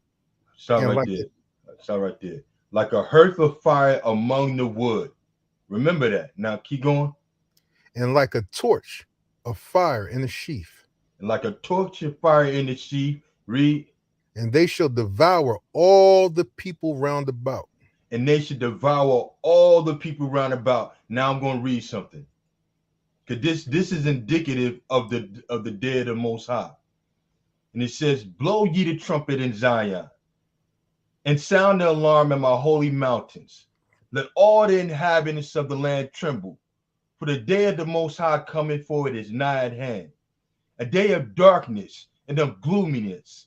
A day of clouds and of thick darkness, at the morning spreads upon the mountains. A great people and a strong.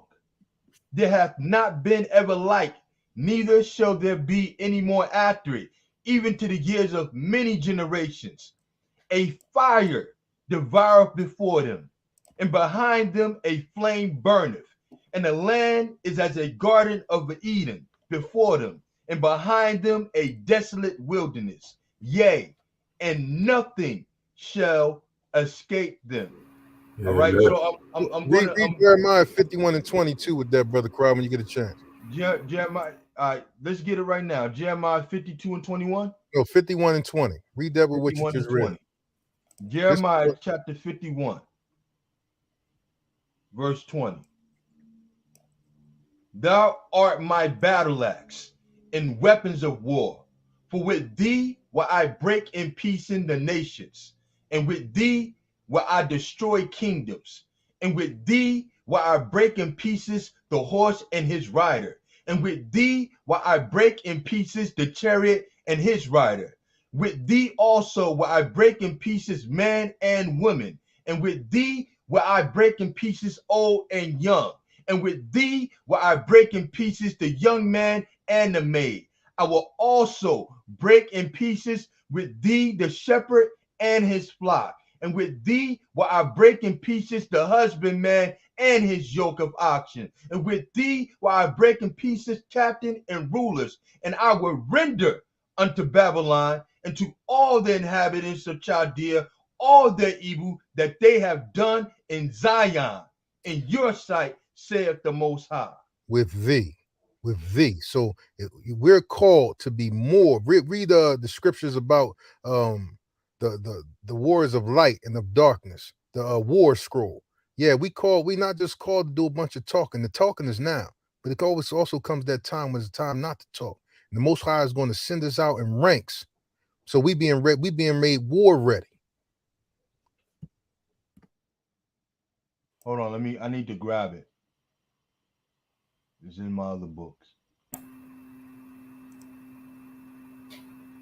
I can tell you right now, there's not going to be no Charlie Brown, Great Pumpkin, having popcorn and pretzel rapture, no Kirk Cameron, and none of that foolishness is going to happen. And you can tell Berean that because Berean and them really ask Berean. Those of you who go to Berean's house, ask him when the rapture going to happen.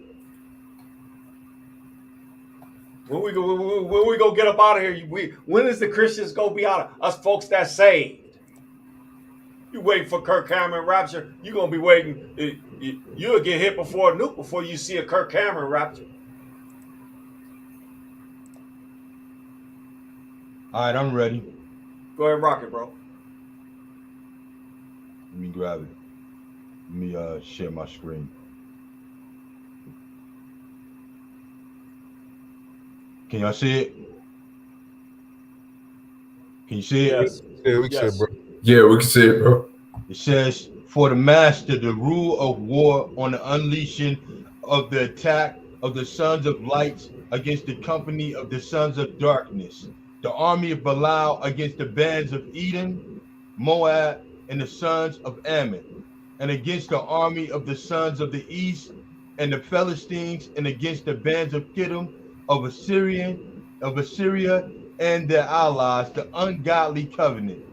The sons of light, the sons of the sons of Levi, Judah, and Benjamin, the exiles in the desert, shall battle against them in all their bands when the exiled sons of light return from the desert of the people to camp in the desert of Jerusalem. And after the battle, they shall go up from there to Jerusalem.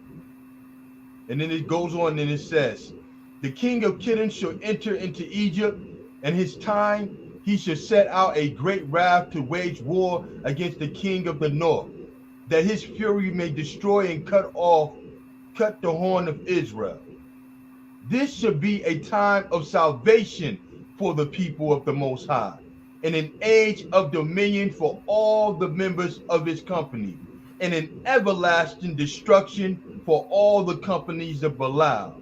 The confusion of the sons of Japheth shall be great, and Assyria shall fall unsecured. And I'm going to stop right there.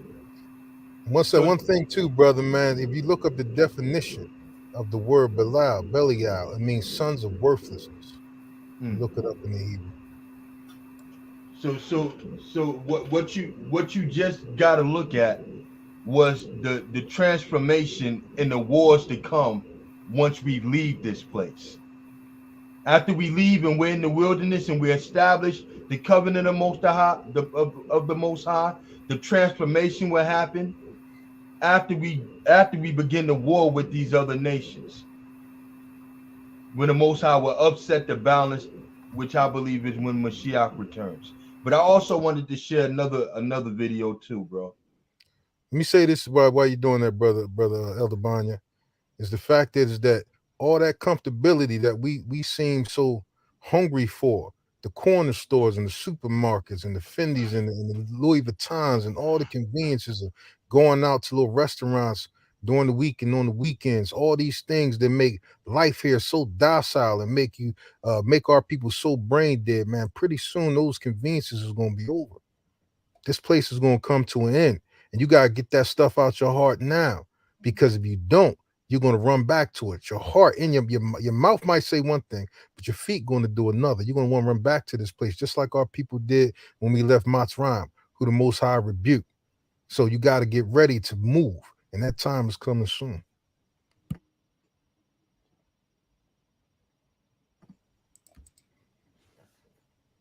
I'm sorry.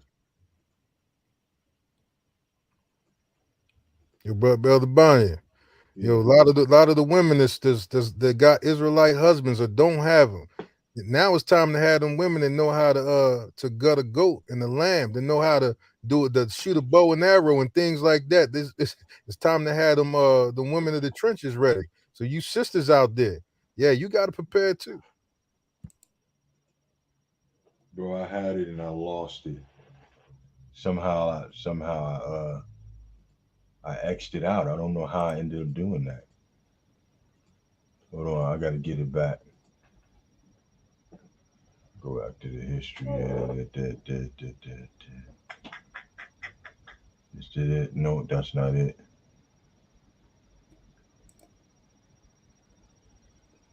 How did I end up doing that? Hold on. Man, where is it at? I just had it. I agree with you, Tiff. I'm not cooking nothing. I'm waiting for my brothers and my sisters to cook for me. You can cook. Javante Miller got it.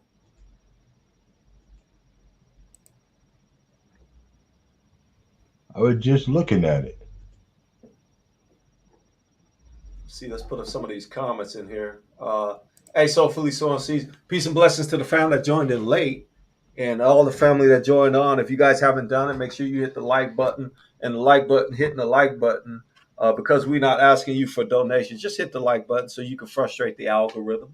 The algorithm hate the Israelites. Go ahead, bro. I'm sorry. Go ahead. Look, a lot of the sisters is already slaughtering goats when they get that package meat already. They cutting that chicken up. They cutting up them Cornish hens and all those things. It just already, a lot of the blood is gone. But y'all know what it's like to slaughter. Just ain't got the skin on it. But y'all getting a preview of what's to come. Romy says, proclaiming Aleph and Ta, first of 404 years are over, baby. That's right. Yeah, and for those of you who are new, you look through our playlist. We've done extensive videos on the 400-year prophecy, and we've also done extensive videos and documentaries on both the 400-year prophecy and the second Exodus. Matter of fact, I'll say this like I always say it. There's not many channels on the earth, not just on YouTube, but on the earth, that has put in the work, due diligence, love, for free on gratis about the 400-year prophecy in the second Exodus. As a matter of fact, I'll put what we've done on this channel on the 400-year and on the second Exodus up against anybody who talk about the subject. And I guarantee you that the information that you're going to get from Salt of the Earth Productions is not only going to be sound, but it's going to be profitable doctrine, and it's going to be prophetic doctrine that's going on today.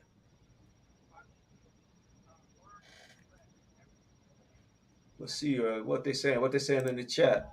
We pray you the spirit of truth. You find it. That's right. That's what we operate. We try to operate on. And according to what the books say, even if it were possible to fool you, those of you in the chat, if it were possible, I don't believe it's possible if you're rocking LSC for you to be fooled. So you should be able to take the word is on the street is chew the meat and spit out the bones. You should be able to take that with everybody who you run across. And don't be so quick to jump out the window to correct somebody. Listen to what somebody got to say first, right? Get out of Israelite 0.5 and come up to Israelite 3.0. get out of running, always trying to jump out the window and fight against and argue, debate. That's Israelite point point one. You know that you're an Israelite, now you point one. You ready to rock, bro? Yeah, I'm ready to rock. Okay, go ahead and rock that. Here you go. So check this out. Fair use. Cook that fair use real quick again for me, bro. Do we have to play this every time we No. Copyright disclaimer under section 107 of the Copyright Act 1976. And this is a copyright disclaimer under section 107 of the Copyright Act 1976. Allowance is made for fair use for purposes such as criticism, comments, news reporting, teaching, scholarship, and research. Fair use is a use permitted by copyright statute that might otherwise be infringing. Nonprofit, educational, or personal use tips the balance in favor of fair use. All right, there we go. Can you see it? Yes, sir. Yeah. You hear it? Yes. Yeah. Okay. We say, you reap what you sow. And I feel like this is God humbling me right now. And I'm not judging because the oppressed becomes the oppressor. And it is our time now. Blacks are coming into money. We are not scared anymore. And I showed you that I crossed that line. They tried to bankrupt me. They tried to say I was crazy, and I'm alive. We haven't had a full black community since the gentrification of Harlem and Black Wall Street, which was torn down. But I know my brothers, my engineers, my architects, my farmers are gonna rise up. And if it meant they had to take me and drag me like Emmett Till in front of everyone because I whistled. Let's close with a prayer. Father God, thank you. Thank you for keeping me alive. Thank you for the voice. Thank you for the clarity. Thank you for the experience. And thank you for the love. Because even though the real hate is what's happening on the media, and the idea of DEF CON was to get protected for a time like this, let's lead with love. I have no association to any hate group. If any hate happens upon any Jewish person, it is not associated, because I am demanding that everyone walk in love. Even though there's been things that have happened wrong to me that made me want to speak up, that you guys saw in the past 2 weeks. You saw the power. You saw Ari Emanuel come out in public and ask, if that happened in public, what do you think happened in private? And what do you think happened in private to so many people for so many years? But what I'm telling everyone, no matter what background you are, no matter what socioeconomic class you are, walk with love right now. Do what God would want. What would Jesus do? Walk with love, spread happiness.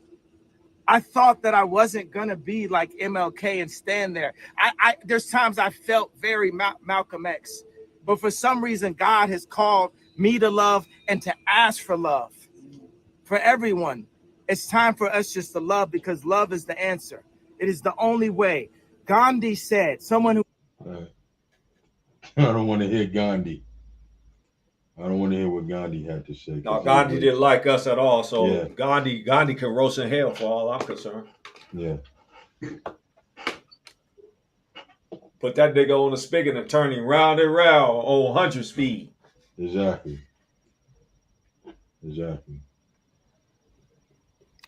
But the world would have us to rejoice over whom they call their prophets and whom they revere, without revering our own people, and even knowing there's all the prophets were Israelites.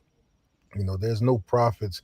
A man say he be a prophet, and he talking about he come from China. I'm not trying to hear it, because he's in contradiction to all the prophets that came before us, which were all Israelites, all Israelite prophets. So, they want us to revere other people and quote other people. And sometimes some of these other people make good sound bites. They got wisdom can come out of any person's mouth, sometimes by mistake. But they don't like for us to know who we are. So that's what I like about what Kanye is saying, that we are those people. And maybe, he got to curtail his tongue a little bit, but we know what he's trying to say. He talk about us loving each other. I don't think he really talking about anybody else, to be honest. Mm-hmm. That was an interesting video, because now, for those of you who do claim your culture of Israel, hang on to what he was saying specifically about you. Take that away from it. When he talking about love, he talking about you loving, you sending him love and praying for him, and that he gonna also pray for you as well. So we should be praying for this man, praying for his protection. Pray that they don't try to suicide. They're not gonna suicide him. They're not gonna touch this man, because he ain't spilled too many of the beans yet. I mean, he did spill a little bit on that Super Bowl when he was watching it, and he was alluding to that was phony baloney, but that's okay. We know that professional sports is like WWF. We know that. So, fam, here's what we're going to do. We've been rocking out for 3 hours and 41 minutes. Here's what I'm going to do. I'm going to let the brothers give the last words, and we're going to sign off for y'all. I love fellowshipping with y'all. I'll say my words for it. It's been an honor and a privilege to come before the family and to talk about things. And we're going to talk about something on Wednesday, whatever we talk about in Kingdom Conversation. We may talk about something, we may not, but it's a blessing and an honor to have you all in the chat, and it's a blessing and an honor to have my brothers rocking out with us on the panel. Share this with your friends.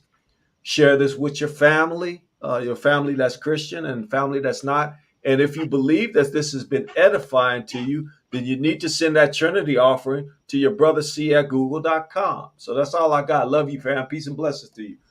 Brother Eliashah, go ahead and close out for us. I'm going to say peace and blessings to all the Israelite family, both here and scattered abroad, to all my brothers on the panel, the elder brothers, Elder Cleo, Elder Banya, much respect to my brother Najee, much respect to all the brothers of salt in the earth. And to say this, man, praise be the Most High's name. We know that we lift the Most High up in prayer. We lift the Most High up in song. We lift the Most High up in everything we do. We eat, we drink. Everything is unto the Most High. So the Most High had mercy on us in all our captivities. We're still here today, to be able to speak these words. And we're not speaking our own words because we can't glorify ourselves. We're glorifying the Most High, and we're doing what He's sending us out to do. Each man, each woman to their ability, to their heart. No matter whether they're saying something a little different than what we're saying. It's like the Mashiach said to his disciples. He said they speak not what they were speaking. He said, don't hinder them. For he was not against it. Who is not against us is for us. So we have to start looking at some of our people that way. We have to look at all of our people that way in a lot of ways. And those who are the rebels, when the Most High purge us out, the ones that's supposed to be there will be there.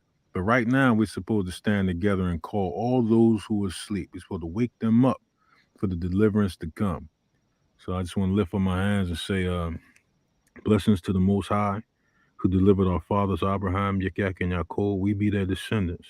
And we call upon you in the lands that you scattered us. As you said, we bethink ourselves and turn back to the commandments, the laws, the statutes that you gave to our fathers. Then you will return and heal your land. You will heal us, Father.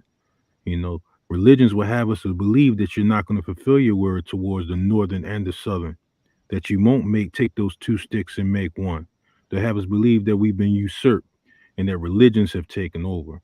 But Father, the scriptures say that thou art not a man that you should lie, or the son of man that you should sin. So we know that the Most High, that you will do what you said you would do. And we're waiting on those things.